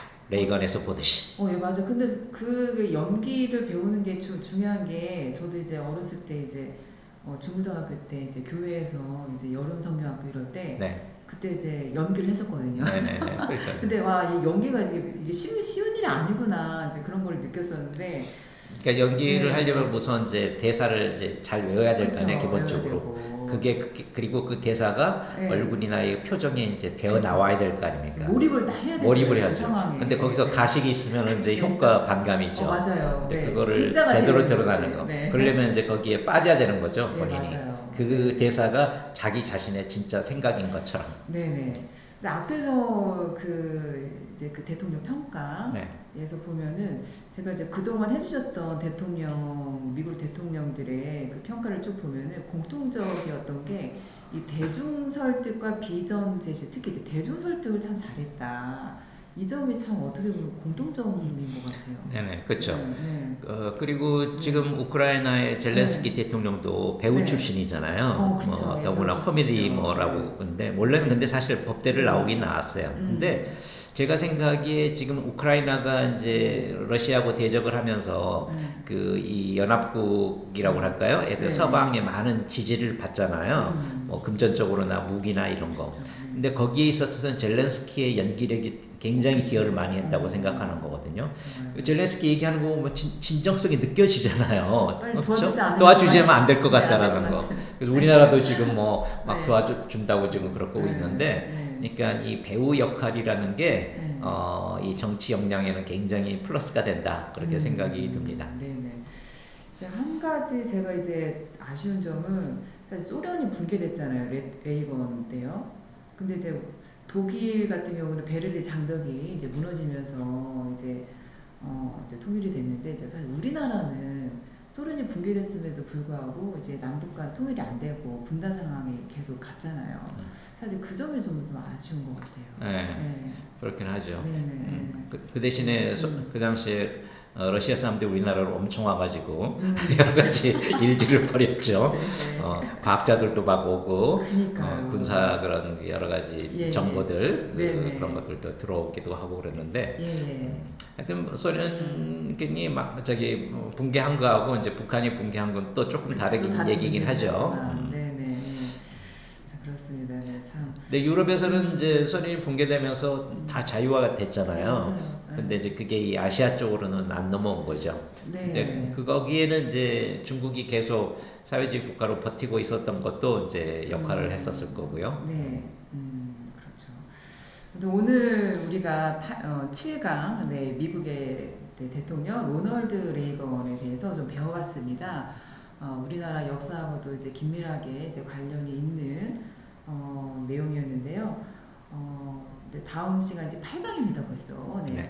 8강도 기대되는데 우리가 8강에는 어떤 대통령을 하게 되나요? 이제 8강에서는 이제 좀 더 최근으로 이제 와가지고 이제 2010년대 초반 얘기, 그러니까 오바마 대통령 그 얘기죠. 그래서 오바마는 이제 민주당 이제 대통령으로 나와서 취임하자 얼마 되지도 않아서 노벨 평화상을 받았어요. 그쵸. 그때 네. 그거 가지고 사람들이 뭐라고 그랬죠? 뭐 대통령으로 업적이 뭐가 있길래 1년도 채 되기 전에 받았거든요. 네. 그래서 하여튼 그러긴 했는데 하여튼 인권 대통령으로 우리에게 이제 기억이 돼 있습니다.